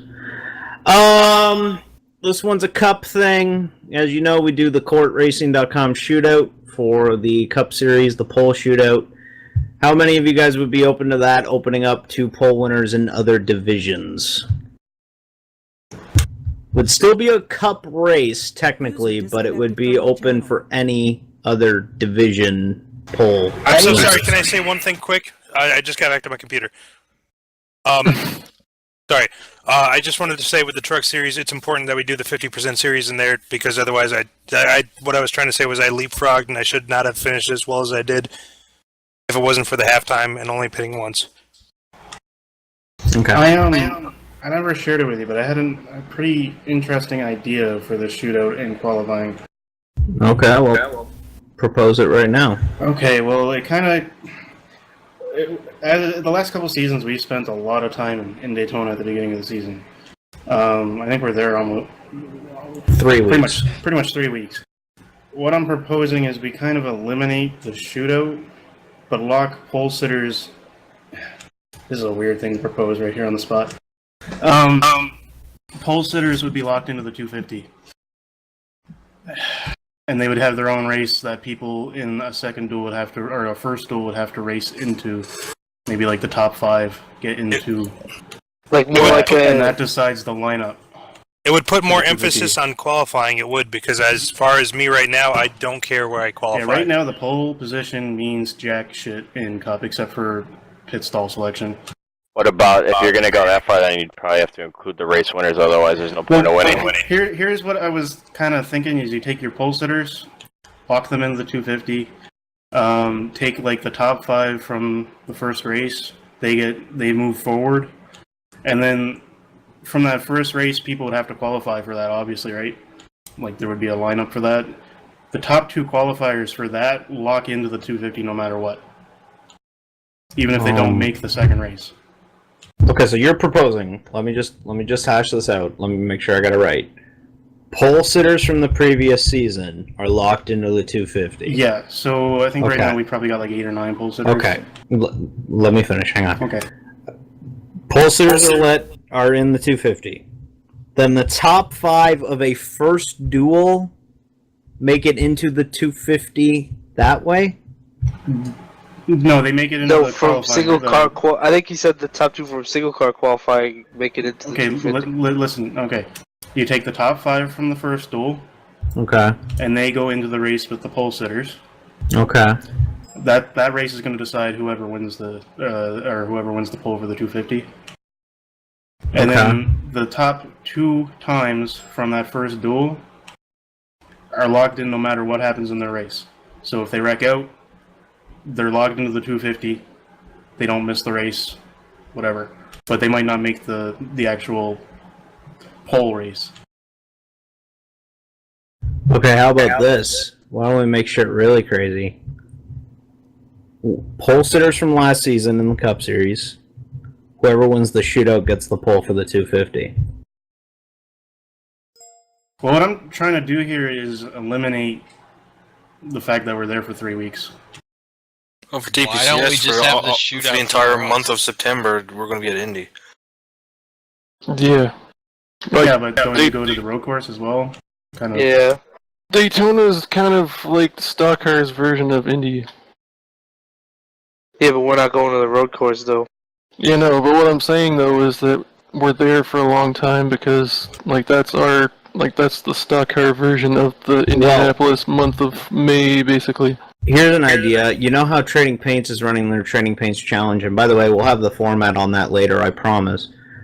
On the Monday or on the Sunday before a race, why not make the shootout a Sunday and then move it to the week of the duel? If that makes any sense.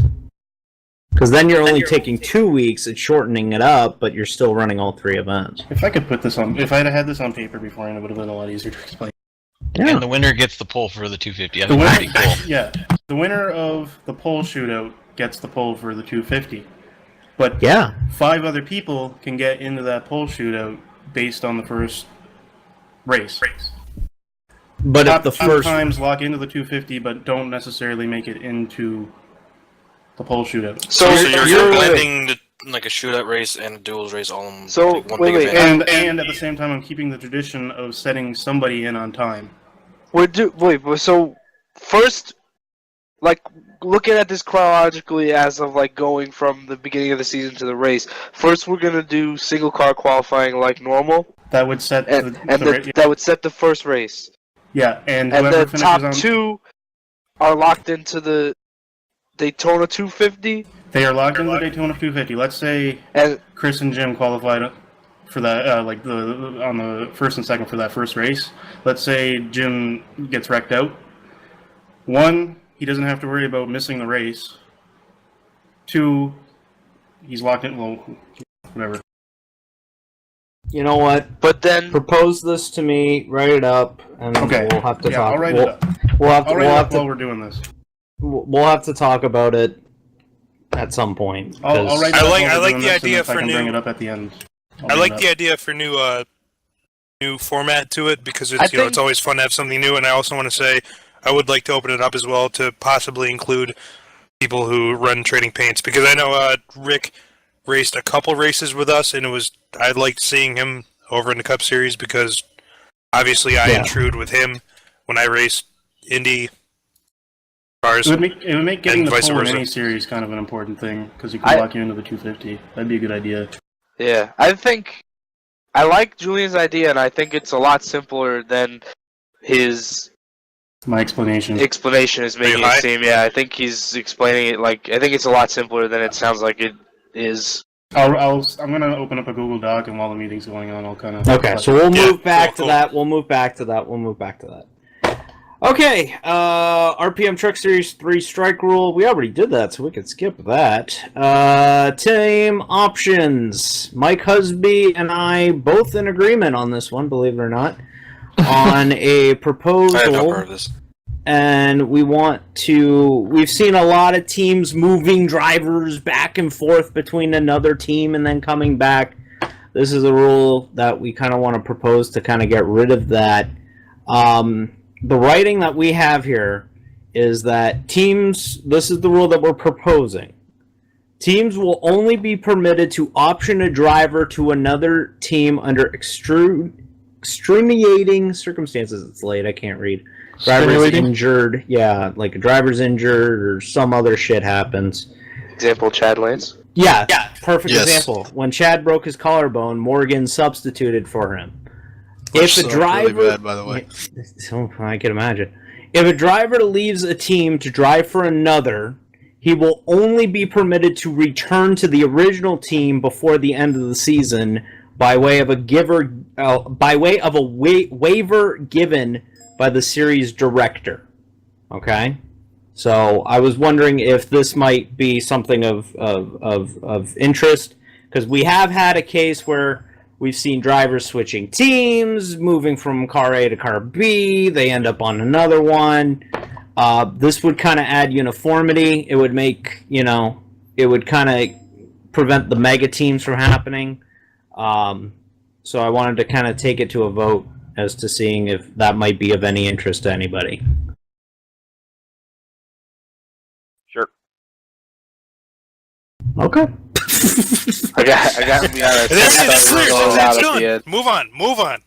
Moving along. No. But yeah, if you guys want to debate this, I mean, personally, I think, because there were times where I was legitimately going, what team is Baker driving for? What team is Servonin in the truck series? Like, I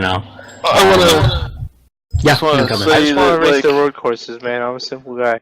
I just want to say that for me personally, and I know, I know Robert probably had obviously a lot to do with why we're bringing this up, but I mean, I had a really frustrating time understanding when somebody was going to be driving for me and when he was going to have somebody driving for him. So it was just to eliminate the entire confusion of everything.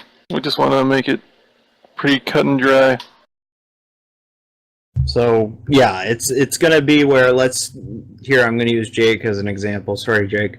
If Jake starts the season with David Amboy's developments, and then he, on a whim, is entered to drive for Excalibur, let's say, and he drives for Excalibur for a race, for no good reason, he would not be permitted to return back to David Amboy's developments.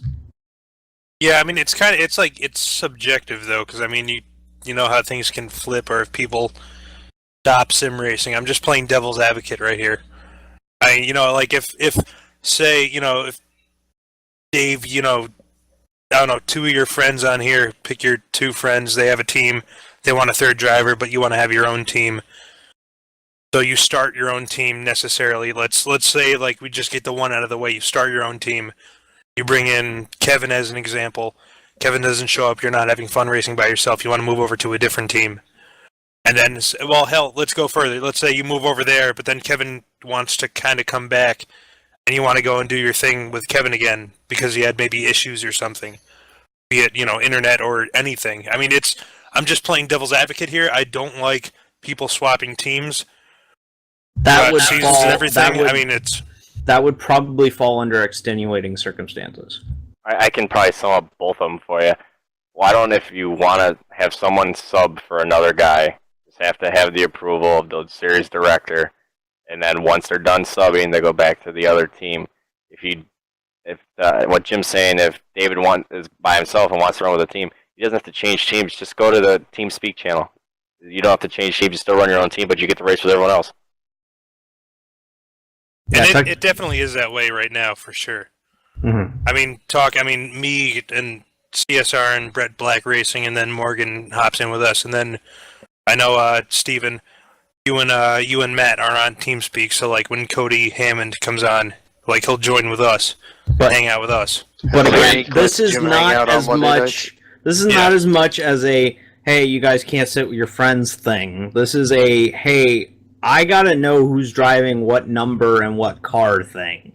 So right. So I'm in. This is mainly a hey, can we kind of keep it straight on the arrow for a season thing. So that's mainly the drafting in this, is that, like Husby drives the 25 car for IRW. When he drives that car, it's for IRW. It's not for Husby Motorsports. It's always been IRW. It stays in IRW. So, for example, it happened this season. We had Nate Baker basically driving for Robert's team and my team, and he kept on flip-flopping back and forth, but I didn't understand who or when he would be driving for me or when he would be driving for Robert. So instead of having it back and forth all season long, just have him race for Robert or race for me, and that's it. Yeah, that's essentially what it is. So do we want to vote on this real quick? Because we only got 2 or 3 things after this, so... Anyone really opposed? Yeah, I mean, this is just this is just clarifying stuff, really. I do have something that I want to bring up Yeah. after. Yeah. Yeah. Which places championship online racing teams. So, what's up, Jim? No, it's a whole nother thing to vote on after this. Oh, okay. All right. Well, I thought of it as important. He sounds so disappointed okay. by that. All right. Okay. Let's vote on this. Andrew Hess. Yes. Brent Sweet. Yeah. Joseph Svone. Sure. Chad Lance. Yeah. Cody McCorkle. No vote. No vote. Jim Gutta. Which one is yes and which one is no? I'm sorry. Yes, as we adapt this rule of once you switch teams, you can't go back for the rest of the season. No Unless is approved by you an do admin. not, unless approved by a series director. Yeah. I say yeah. You can't go back. Yes. Jake Finch. Yes. Johnny Eckert. Julian Medor. What was it? Sorry, I'm doing this thing. Just team option. If you Oh. switch teams, you can't go back to original team before the end of the year. Yes. Yes. Morgan. Yes. Nick Stoller. Yep. Robert Hill. No vote. No vote. Sean Sadler. No vote. Stephen Taylor. Yes. Tyler Tucker. No. Andrew Hayes. Yep. Yes. Mike. Yes. Okay, so that's a thing. That's going to happen starting next season. If you switch teams without, or if you switch teams for someone who... Uh-oh. Good point. All right, that's it. Everyone go home. Great meeting, guys. Meeting adjourned. No. That's the cut and dry of that. Point 15. That's the cut. No more passing under yellow clears. Mike Husby. Yes. Why? Oh wait, yeah, sorry. What I was going to say with that. Sorry, I thought you were asking. I was thinking about pizza. All right, so what I wanted to bring up with that was that there are a lot of guys that, especially on tracks like Homestead, Gateway, and some other places, where guys will keep on passing under yellow and saying, "Oh well, I got a black flag for passing under yellow." So as an admin and like we all know, Dave, Hayes, and myself, even Brett does, that it gets really extremely annoying to have to clear a black flag all the time for the same guy that keeps on doing the same thing over and over again. So what I was proposing anyways was that for the people that do it over and over again, like knowing that they're doing it over and over again, to not have to clear those black flags for those people anymore. But the only exception would be is if, for example, if a car that had to be in front of you when you come onto pit road wasn't up to speed because of a wreck or something like that, that's keeping them from being able to get in front of you. And they're being an asshole?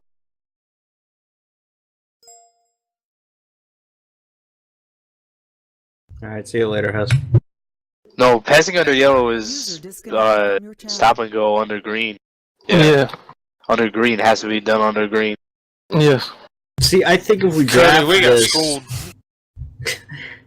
yeah, we did on how to do league Sorry. moves. Sorry. The only thing that I'm not a big fan about this is that this puts us in a really big box. Let's say something happens accidentally, we can't clear it. Like what happened was to this all Taylor black last flags? night? No, just for passing under yellow.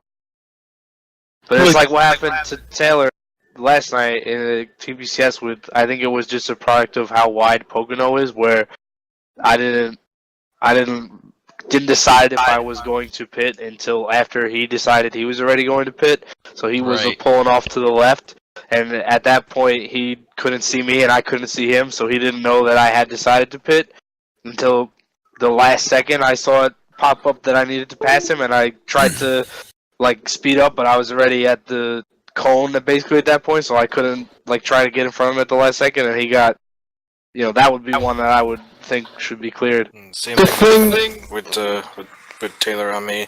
I was following a guy ahead of me, so I couldn't go anywhere. And for half a split second, I seen past the 42 car.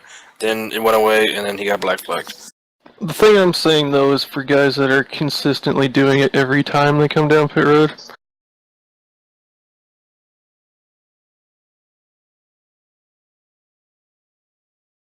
Yeah. Same with Homestead. It's yeah, just that's something. what I'm talking about. It's just the guys that are doing it over and over again is all I'm... To be honest, it's something that just happens at these tracks. It's just product of the beast. I mean, we can't really do anything to prevent it. Can I pitch something? Well, Yeah. maybe you need to. Okay, no, it's fine, Servon. Go on. Sorry. Jim, go ahead. I'm sorry. I just wanted to say, I mean, no matter what, I mean, even in real life, obviously, they have a lot of things that are subjective, where it's all right. We have this rule. Wait, this didn't happen by the rule. This person, should not be getting this penalty and not. I think maybe another thing that we all need to look upon ourselves at is if you see somebody. Like if you're going down pit road and you know that the pace car is coming or whatever, and you see somebody jet ahead speed to get out, and I'm just using this for an example, to get out in front of the pace car, and they go, wait, no, it said something else, this is a bogus black flag, can I have this cleared? That's when we need to step up as, racers, because it's not fair somebody gets an unfair advantage to call it out and go, no, listen, you did this. I mean, it's, if somebody say Julian, when he was involved in a wreck and he got sent down into the pit lane and everything. I mean, that sucks because in real life, obviously they would clear that, you were involved in a wreck. You get, down there and everything. If you fake a pit late and you miss the entrance and everything and you go, it says, oh, I passed somebody. I mean, I think we have to step that up amongst ourselves and call out people if you see that they're being malicious about it. But it's one of those things where I don't think a set rule is going to necessarily be the end-all solution, because I think it's going to vary case by case, even if it's that one little variance. That's my opinion. What do you guys think about that?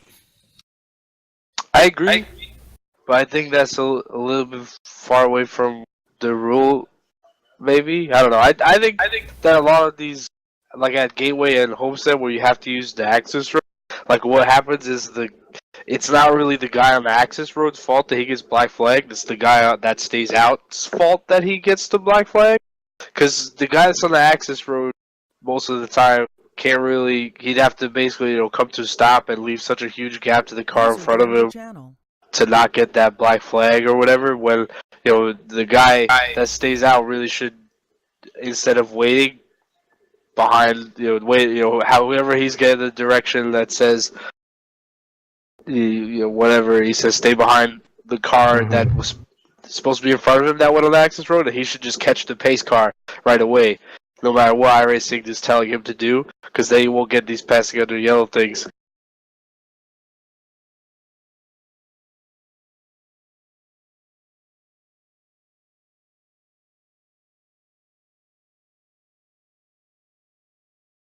Right, Yeah, right, because that's what I'm saying. tighter radius. Yeah, that's what I'm saying. So, Okay. but if the guy that's on the track,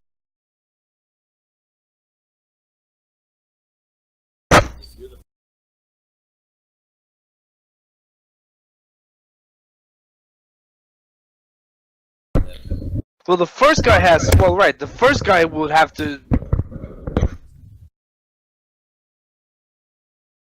I just look. If you're these up are all very with the fair pace points. car, These are all very fair points. But the thing is that I just don't want us to be put into a box. yeah, I don't think it has to be written. So I really don't see where this fits in. Can we go back to the point? What was the rule that you were voting on? It was Because I no subtracted more from it a bit. no more clearings of passing under yellow black flags. Well, for like repeat people that consistently. Well, what do you mean by don't?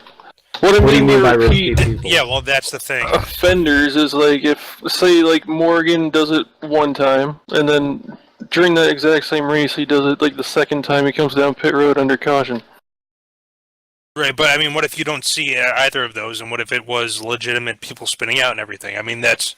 Well, that's what I'm do saying. Do you pull over and stop? Do you check that? I mean, I'm asking you, as a, admin currently. It's you going do to be that, a bit of me a as judgment driver? call, honestly. Yeah. I didn't do shit. Well, I'm just Morgan... using him as an example. That's all. Right, yeah. Okay, let's vote on this. Brent Sweet. Brent Sweet. Hello? Yeah, go ahead. We're voting to not clear them, or voting to keep clearing them? Yes, as in keep clearing, or no as...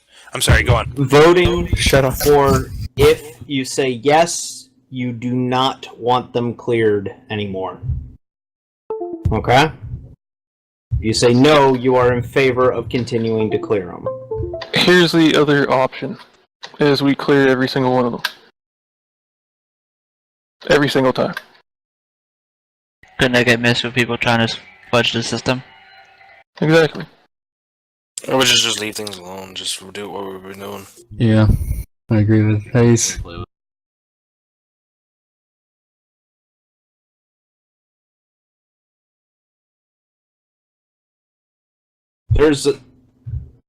There's enough of an honor system here that I think that would happen, yeah.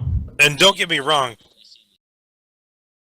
It's only a problem where you have to take the access road, yeah. Yep. Everywhere else, it only comes down to if you have a damaged car that's being a jerk and doesn't take the tow.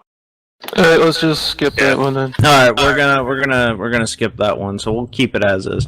Does anybody have any problems before we move on? I'm not trying to steal your thunder, Dave. What? No, that's it. Does anybody have a problem with that? No. Okay. Do you have a problem with that? Okay. No, but Alright, next point is about points. Andrew Hayes has a proposal for a new Trading Paints Championship Series point system. This should be simple and sweet. I'm finding, and then I think a couple of people are finding that the current point system is a bit stagnant now, and it needs to be changed. This point system will basically is reflecting exactly what the current real IndyCar series runs. So it's gonna have more emphasis on showing up to the races than before, because the top 12 gets points. So if you miss a race or two, it's no big deal. Like, for example, Steve Lovender was up in the top 10 in points for the first 7-8 races probably. But in this new system, that should not be the case. So I'm gonna link you a Google Doc so everybody can take a look at the new proposal. And just to put it in perspective, I just passed Steve in points. Steve has 21 points on the year. So, he has more points than I do. But what a hell of a finish! So yeah, if you guys want to look there, it is based off the IndyCar points right now. Indy 500K qualifying would still get points. 50 points would go to the winner. Everything 25th on back would receive 5 points. So you still get the only change really is Indy 500K qualifying will add the 9th car for the Fast 9 like what IndyCar does. This year we use the top 8.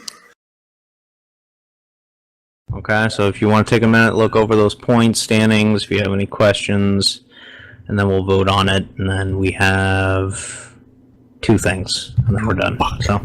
And the The Cup fuck Series is? Oh, invite sorry. only thing. Yeah, that's what I mean. Two Oh, okay. things. Alright. So I was including that. So. So, any questions, comments, concerns about this point system?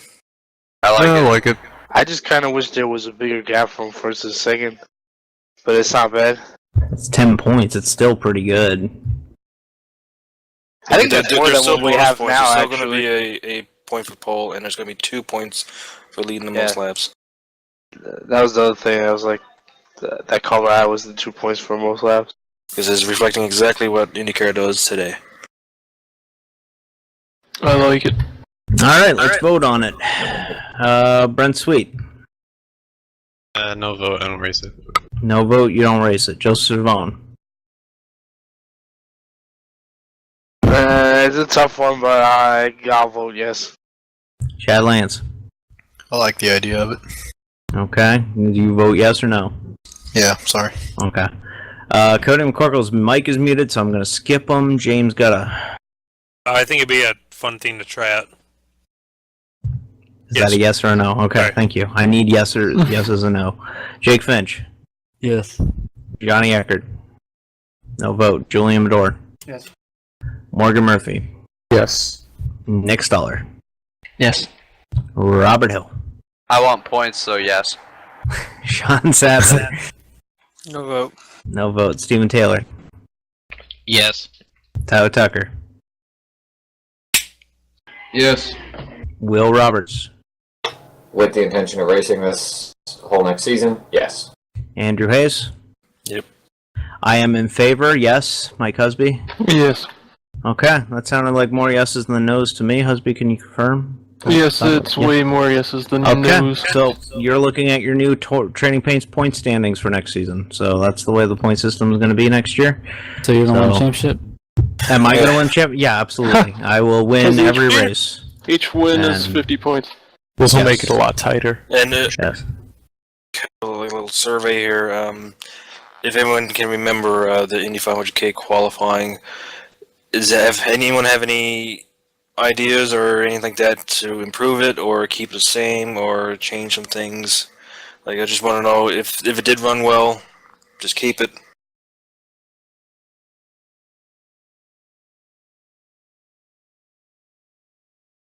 Yeah, Because I did have some crazy rules to above my head last while, but I decided otherwise. It was just too confusing and time consuming and cost more money actually. So I'm not even going to bring that up. So I guess everyone is all good. It would be cool to do an actual fast line shootout with awarding points for it now, but if not, it's still good, I think. I sort of have an idea for that. Fast 9 lap shootout. No, it's just single At car IRP. qualifying run. Just the top 9 get to go get it. My original idea in my head is have a 2-hour session for everyone to qualify, unlimited attempts. So however many we can do in 2 hours. Then the top 9 moves on to a new server altogether and then re-qualify. I think I had like 2 attempts or something like that. But that would cost more money for whoever is providing the servers and whatnot. That So I sounds- just decided otherwise against it on my own adjourn. That first server sounds like hell to police, to be honest. Like, would you still have a draw? It would. Oh yeah, we still have a draw and everything. It'd be just like normal, just 2 hours. Then switch to servers, but that's not on the books. So I'm just going to keep it 3 hours. We do the qualifying, 3 attempts, and the top 9 gets points. Okay. All right. Fastest So, we're gonna- 33 races, no locked in. so essentially, qualifying will be the same as last season. Correct. Okay. All right. Just the only change is the points. There's 1 extra position. Okay, last announcement here. No, we're not doing that, Morgan. Is Especially Andrew not a Hayes. I want to get this thrown out to you. You got the Trading Paints Challenge format that you want to announce real quick, and then we'll move on to our last thing, and then Jim's thing, because god damn it. It is, no, it's important, buddies. Okay. Okay, as you guys are all aware, we have a new event. It's like an all-star, quote-unquote, event. It's just to pay a little respects to the old Marble Challenge way back in the early 90s from CORT, because this league is based off CORT back in the day. Anyways, but with a little spin on it. basically, I've been teasing on Twitter, if you haven't been noticing a few times. This race will be the day before the actual Chicagoland race, so it'll be on a Sunday night. So I know some people were there, but just try to event because it's a very cool event and there's a little incentive to race. This will be a 30-minute race at Chicagoland Speedway, so about 55 to 60 laps estimate, depending on cautions and whatnot. But it will be a driver swap race. So 2 drivers per car race. So let's say you have a 4-car team. Decide amongst the team who will be on one car and who 2 other drivers will be another car. Now, someone's going to say, how about the teams with the three drivers or 1 driver? You can have a chance to strike a deal with that driver or drivers and team up, pair with each other, and go for the win. Okay. So qualifying for 2 single car run, all that's fine. The starting driver will be decided by the team, and it'll be a driver swap will be around the 15-minute mark, either on the green or on the caution, depending on what's on the go there. Now, the incentive on this, there is a winner's purse involved. Myself will reward the team $20 in iRacing credits, so that's $10 per driver. So, any questions? Didn't you have this on like a Google Doc? Yeah, like, I was just summarizing. I need to buy you some time or something, or No, we're good. Any questions or anything about the event? Like anything I missed? That is the Sunday before the Chicago race, so that is actually June 14th. For those of you who do not know. Only question is like, what's the minimum, maximum per driver? We were gonna do that. Was it? I don't know what's called like a fair share. Yeah, drive time. Fair share drive time. Fair share drive. I'm gonna do that. So it should be about 15 minutes per driver. Even left. Okay. Is it going to be the same when it's at the road course next season? Yes, it's just going to be the road course. Cool. Okay, so format will probably get posted on the forums at some point. Just keep your eyes out, and that'll be the format. We'll try it this year, and hopefully it works out well. So it will be a small team where it's going to be 2 drivers per car. So I expect about 10 to 12 cars on the field. So it'd be a small field, a lot of drivers, and money on stake. Okay, great. So now, because I really want to get the cup thing sorted out afterwards. Jim, what's your thing that you want to propose? No, I'm being serious. I want to propose. What do you guys think about throwing cautions for incidents where there's significantly should be a caution thrown, but the game does not throw it? I mean that's happened quite a bunch of times. I would argue in the past couple weeks. I mean, very still relevant. Where I mean, we've had drivers. Not so much a one-car spin. I'm not talking exactly how NASCAR does it, where somebody hits a wall and they throw a caution. I'm not talking that. If you spin by yourself, you go through the grass, you're out of the racing line. Whatever, you're fucked. I mean, it's really hard to regulate. But we've had a couple times where there's been multiple, incidents and everything between drivers. People have slowed up and everything. The game hasn't thrown it. I just want to get a gauge on what do you guys feel like we should do in regards to that moving forward. Should we still keep it strictly only let the game dictate it, or should we allow for a fudge number where maybe you might get fucked or you might get helped? I mean, I want to bring that out there because it's something that happened. I don't like it for one reason and one reason only, because then when I throw a caution as a series director in the Cup Series, I'm then probably expected to throw a caution for every other incident that occurs that night. Yeah, it's hard because you can't. Unless you're a sit-out admin, you can't really dictate between the two. I'd say why not have like a minimum amount of cars involved. Let's just say we're Chicagoland, and let's say there's a 3-car wreck, no caution. Then okay, yeah, throw it. Or those cars then flipped then over and everywhere. then it's a case of did he really run into him? Did he scrape him? Okay, Three this guy cars spun visibly- after the incident. Is that considered part of the incident?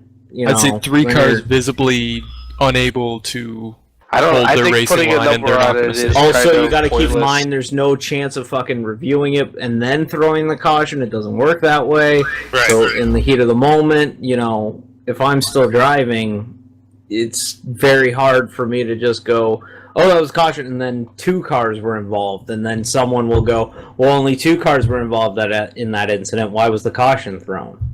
I know. Admin's discretion, as far as What about The only- like the only- like for example, like in NASCAR? Obviously, I mean, I know they get a bunch of crap about their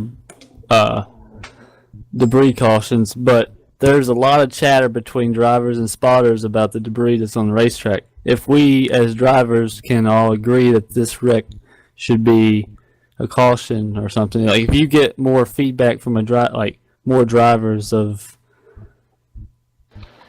the cost, like say for example at Indy, I think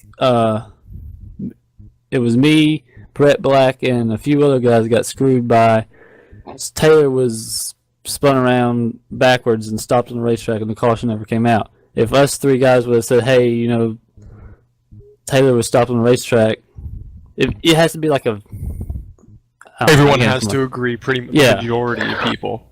I was gonna suggest in the past with other leagues with things like this, if like say 3 or more people say that a caution like should be thrown because they were involved in that caution, then maybe that's when we should throw those cautions. I think that the biggest problem with throwing cautions and not is that when you do get those times when you think, you know, when they're very clearly wrecking and the game doesn't throw caution, and then especially if you get like multiple of those, maybe not necessarily in a row, but sometimes in a row or sometimes just weeks in a row, and then people start to think, well, is this really going to be a caution? Should I really slow down for this? Because then I'm going to lose so much time, so I'll just go through it and I'll arc break it because it's worth the gamble. And that's the biggest concern for me. Not necessarily whether or not there should be a caution, but you know, like I think of at There's been Bristol, a couple times where I think of at Bristol. Like the most recent example comes to mind at Bristol, and I don't think the caution should have necessarily been thrown for this, but Julian got nudged by Brett. He got out of shape, and they almost wrecked, and I had to check up, but Tyler didn't check up, and Cody didn't check up, and then he split us 3 wide and hit me, and I got out of the race for that because I slowed down for somebody that was out of shape. Yeah, I can't count how many times I've had to almost come to a dead stop and then not get a caution. Now you're 3/4 of a lap behind. Well, this is why I brought it up, though. I mean, you know what I mean? Yeah, I can understand it. I can absolutely understand it. It's maybe not. It's something that gets resolved tonight. Yeah. I know you're in a tough spot. I was just, you know, yeah, that's because why- It's very, very difficult because I know there will be people who will debate me till the cows come home for throwing a caution like that. Right. At Like, the end of the day, though, I at the think end of that the would day, be- I'm sorry, David. Go ahead. Yeah. At the end of the day, though, we are essentially umpires, like in baseball. You know, we have to make balls and strike calls. If that does happen, I'm telling you right now, it will be balls and strikes, and some people's strike zone will be different than others. If we do switch to that format, so I'm just letting you guys know what might be a caution in the Trading Paint Series might not get called as a caution in the Cup Series, or vice versa. Just one more thing really quick, sorry Chad, you can go right after this, but I just wanted to say, like, there was one time, even a couple of seasons ago at Milwaukee even, where we had like a 4 or 5 car wreck, and we almost ran into it coming like back around the track with the leaders coming right at it, so in cases like that, it definitely needs to be thrown. well, yeah, like I'm sorry. Go ahead, Brett. Brett. That's Chad. Really? Chad. Oh, Brett man. from Argentina. Come on, Jim. Fuck you. Chad. I think it'd be a a good idea to do it, but I think the best way to do it would be to have a sit out admin. And I mean I know that's a hard deal to find somebody that wants to sit out, but I mean that would be I think the fairest way to go about that, other than you getting burned at the stake for throwing a caution that maybe shouldn't have been thrown, or vice versa or something like that.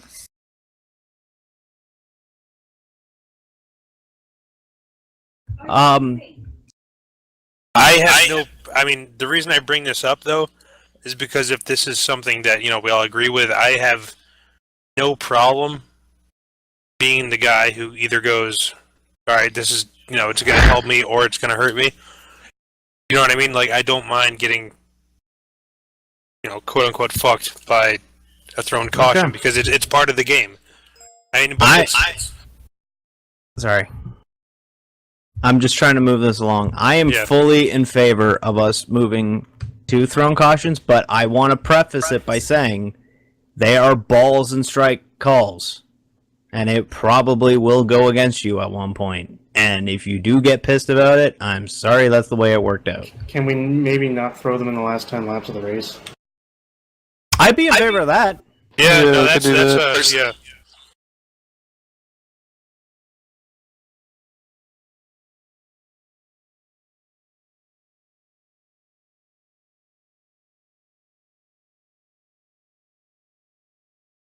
Right. It's failed though.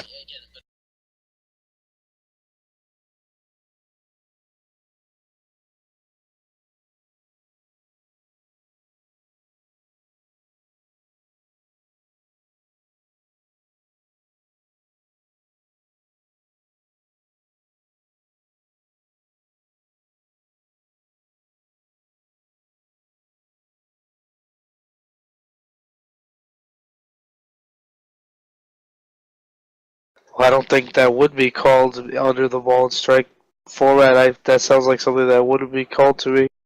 I think like I don't know if you guys have heard me. I don't know if you guys have heard me say this very recently, but I keep asking when there's a caution, when there's an incident, there's no caution thrown. I've been chiming up on the race chatter and going, "Is the track clear? Track clear," just to make sure, at least if there is no caution, we keep running and everything. You know what I mean? Yeah, exactly. That's what my point was. Is that when you get a lot of these incidents that maybe should be cautions, but the caution doesn't come out, you kind of condition people to arc a brake and to not slow down for incidents in front of them. Because when you're coming up to it, in your mind, you're weighing this. If I slow down and the caution doesn't come out, let's vote on then this. what? Let's vote on this. Brent Sweet, starting to throw cautions again. I say yes, but like you said, I think it needs to be discretionary for the situation. Okay, yes, but discretionary. Joseph Cervone. I think I trust in your judgment, so I would give you full reign to throw cautions. Yes, but discretionary? Yeah. Okay, Chad Lance. Yes, but discretionary. Okay, Cody McCorkle. What they said. Okay, Jim Getta. Yes, please, maybe not under 20 to go. Yeah, I think. It out, but I trust you. Like football referees, when it gets to the end of a game, they usually let them play. So that would kind of be the same mindset. Jake Finch. Yes. Johnny Eckert. Okay, Julian Medor. Yeah. Morgan Murphy. Yes. Nick Stoller. Yes. Robert Hill. Yes. Sean Sadler. Yes. Tyler Tucker. Yes. Will Roberts. Yep. Andrew Hayes. Yep. But like everybody else says, judgment call. Yep. One thing people could do. I vote yes. Mike Husby. Yes. Okay. It's but going in. discretionary, Yeah. And I am going to repeat that. It is going to be discretionary. So be prepared for strike zones. That's all I'm going to say. One thing that people could do that would keep some of this whole decision off of you guys would be if you get spun around or in a wreck, bring your car to a stop. It'll bring out the caution. Yeah, I agree. And that's a whole nother... That's bringing everybody into this, not just us. What?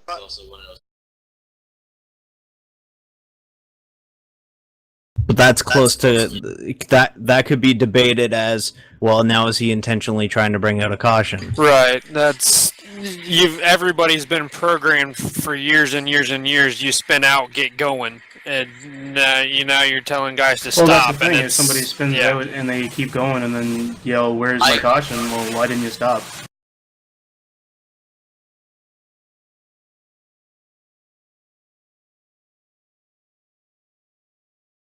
Chicago.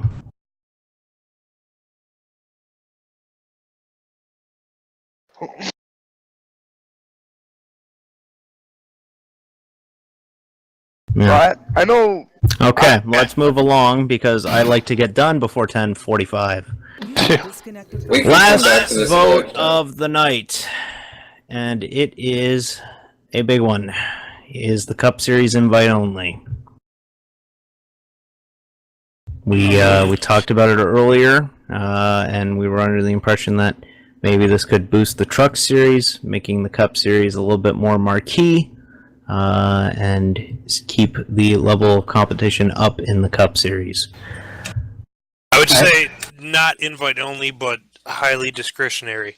As in, if they're running bad, I think we should ask them to step down, but I don't think you should. I mean, it's hard to say. I mean, I'm really quick. It's hard to say because you can have somebody that comes in with a lot of experience and can run well, but you might put them off by saying, run the shit series, so to speak, to them. Yeah. So, how about like a probationary entry period instead? Well, I don't know if it should even be an entry period. I kind of agree with Jim that I think also the admins should kind of be, it should be in our minds a little bit more, I guess, that they should have the right to say, like, alright, you suck, can you please race tonight? Yeah, we need to place more faith in the admins to, Okay. By the way, I have the Daytona qualifying thing all figured out. It's a pretty quick read. Oh fuck, we still gotta talk about that. It's a Okay. really quick read, so. Okay, so just want stricter limits. Maybe actually telling some of these guys, hey, you got to run truck races before moving into the Cup Series. Yes. I'd be good with that. Okay, just want to quickly get a gauge on that. Yes, no, yes. Could maybe instead of alienating new people, make it so that if they want to run Cup, they have to run trucks at the same time. I'd be in favor of that.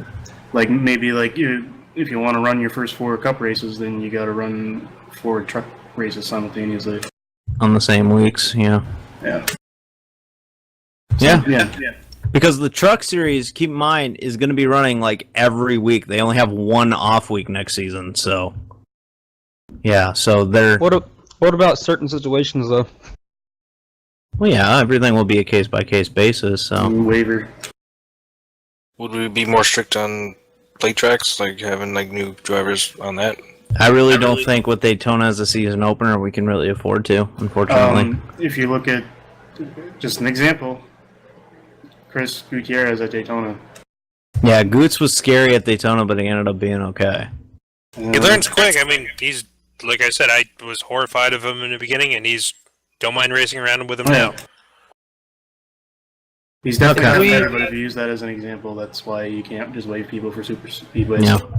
If we didn't do the duels or whatever, I would say that like we shouldn't let people for super speedways, but like with the duels first, or even with Julia's format, I think that would be.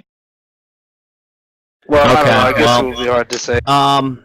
We'll put some stricter limits on it. I'm heading on my phone.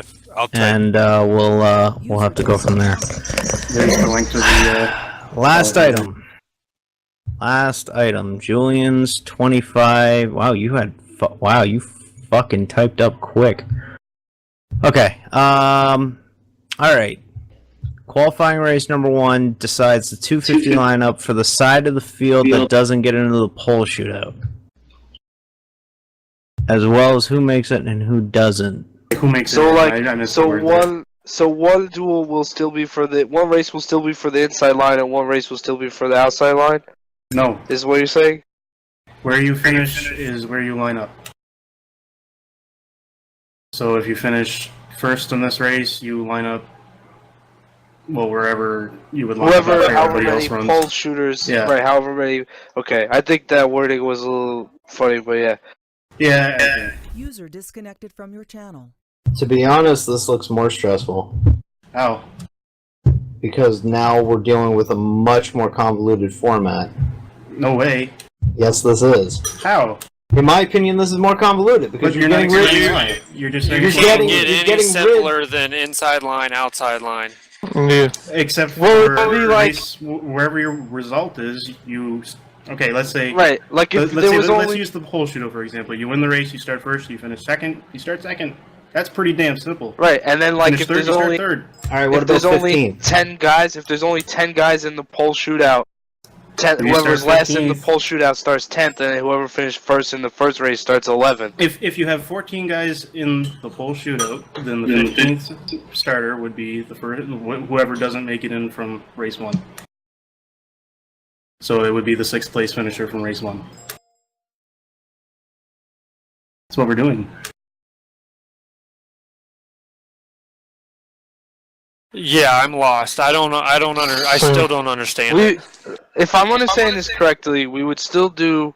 Everyone gets a not everyone. Everyone except for pole winners the season before gets a single car run. All you to have to decide do- where they would line up for the first race. The top 2 qualifiers still are automatically locked into the big show, the 250, just like always. And then everyone that qualifies lines up for the first race, which is the 40-lap race that he's talking about. It's the top 2 qualifiers that don't finish in the top 5.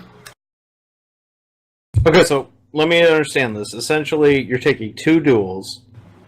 You're saying fuck the other duel. It doesn't I'm exist saying fuck anymore. the shootout, essentially, actually. The pole shootout is merging with one of the duels.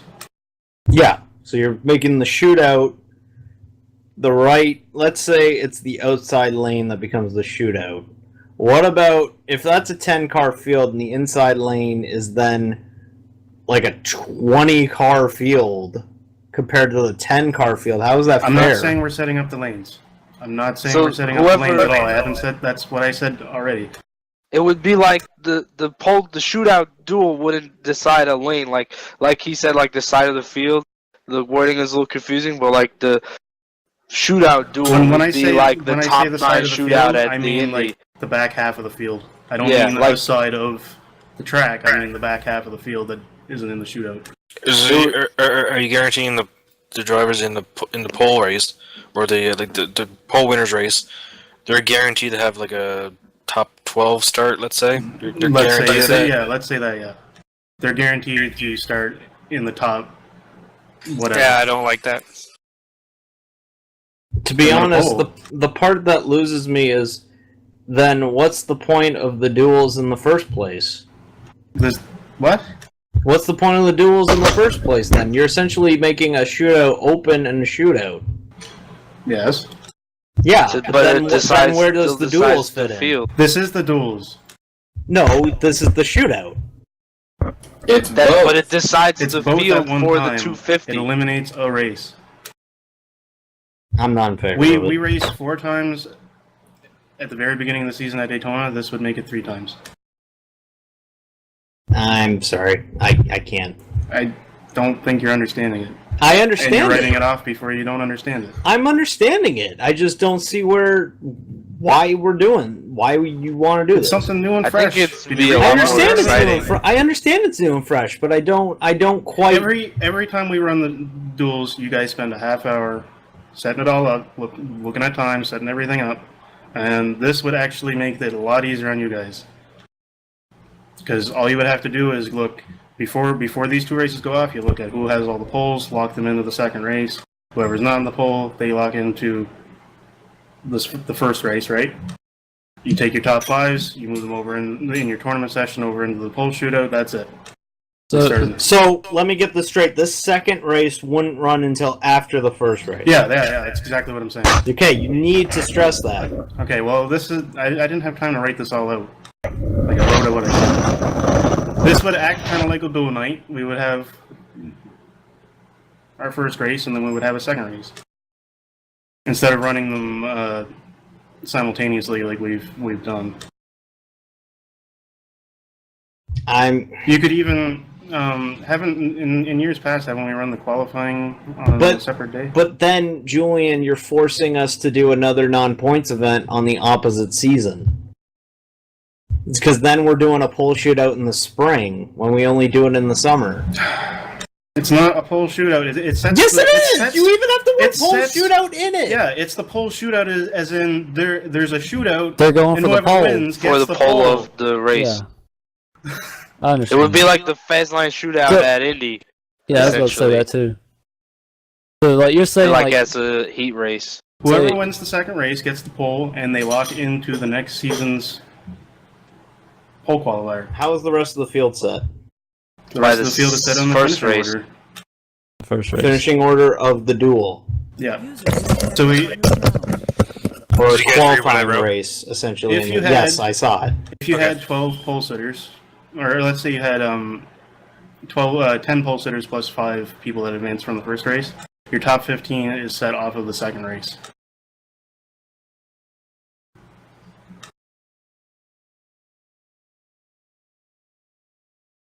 Yep. This looks long.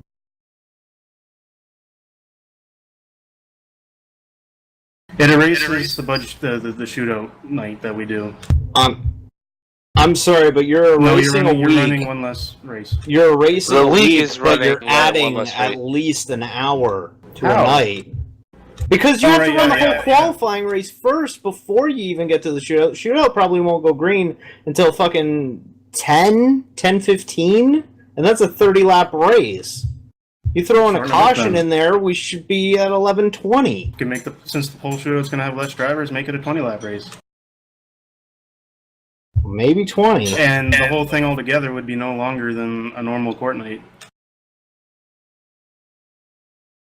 And you're eliminating the night that we show up and compete for a pointless shootout.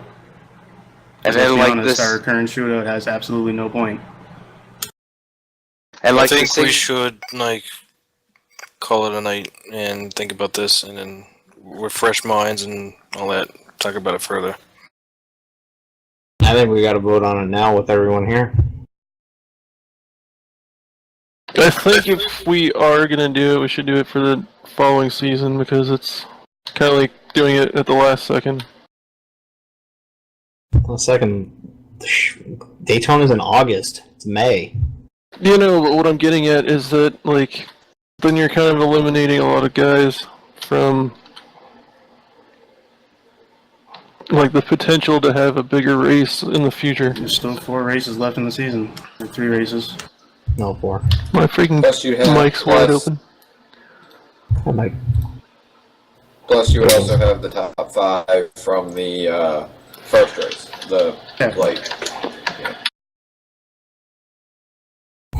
Well, let's vote on it. Let's vote on it. Savone.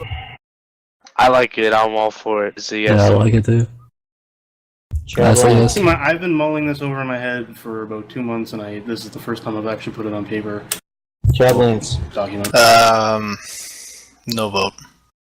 Graham McCorkle. No vote. Jim. I like the idea of new ideas. Maybe Julian, what I suggested to you, maybe you can create some type of video using examples exactly how you want it defined, so it's clear cut, explaining the process of it. I can make a grid thing here, actually set the field up, right? Like a mock field set up on here. I think if you bring it with a more clear, this is how it works, show perfect, no questions asked type thing. I would like to see that, but I mean, I'm for it because I like the idea of just try new things. If it turns out something that we like, we might not like it, or we might not know it until we try it. So was that a yes or no? Was that a yes or no? I'm sorry, that's a yes. Jake Finch. Jake Finch. Oh, sorry. Yes, I like it. Johnny Eckert. Julian. Yes. Morgan. No vote. Robert. Yes. Sean. No. Tyler. No. Will. Can I make a proposition real quick? Came in late, but yeah, I guess. I was trying to squeeze this in earlier, but I didn't get a chance. Can we vote yet? I vote yes on the basis that we try it out in the off season first. I'm over that. That's a good idea.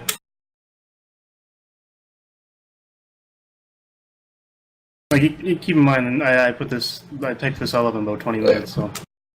Vote is yes, Andrew Hayes. I'm undecided because I'm afraid that with a new thing it would be just confusion. Like we've been doing duels and that for years, and it's always something that comes up. So I'm just worried about a mass confusion that will just ruin the entire starting order for the. We haven't even gotten there yet, and I'm already confused. Until I see a little video of something like what Julian is going to do or something like that, I'm undecided. No, Mike Husby. I'm also undecided because I'm not 100% clear on it, so I want to see how it's going to work out before I decide. Maybe I'll go off of like a past season's full statistics and kind of mock up what the two grids would look like. Okay. Because I can't really go off of this season's. I think it would be easy. I think it would be easier for you, Julian, to just make up like a filler grid. Just kind of like make up the scenario. Don't even go from last year. Just say like. No, that's more confusing. But it's the same thing, except you just. Real stats, Servone. It's the same thing. I know it's the same thing, but I'd rather have the actual stats to actually know how the hell we're going to set this. Disconnected from your channel. To be honest, I am completely. I don't know. I don't see how this works, but from your channel. we'll try it out. But I'm not sure. If I'm understanding it correctly, I'm not sure how you would really be able to use last year's stats other than just the number of poll winners, because the number of polls to set up the to set up the races. Yeah, because you can't take the results from the duels because one duel would have too many people or the wrong people in it. I can make up like results for the first duel. Yeah, you have eight poll setters last. Exactly. Just go back to what was it, 2014 B, where we had the shootout. Take the guys from the shootout, add 5 guys randomly from or take the top 5 from the duels, and make a grid from that, and just combine the duels, take out the guys that won polls. That's how you do it. I think earlier, was it this season that we did one of the Daytona things on a Monday? Was it qualifying? I still think my proposal of moving the shootout to a Sunday is the best thing to do. But that's just me. Alright, meeting adjourned. Well,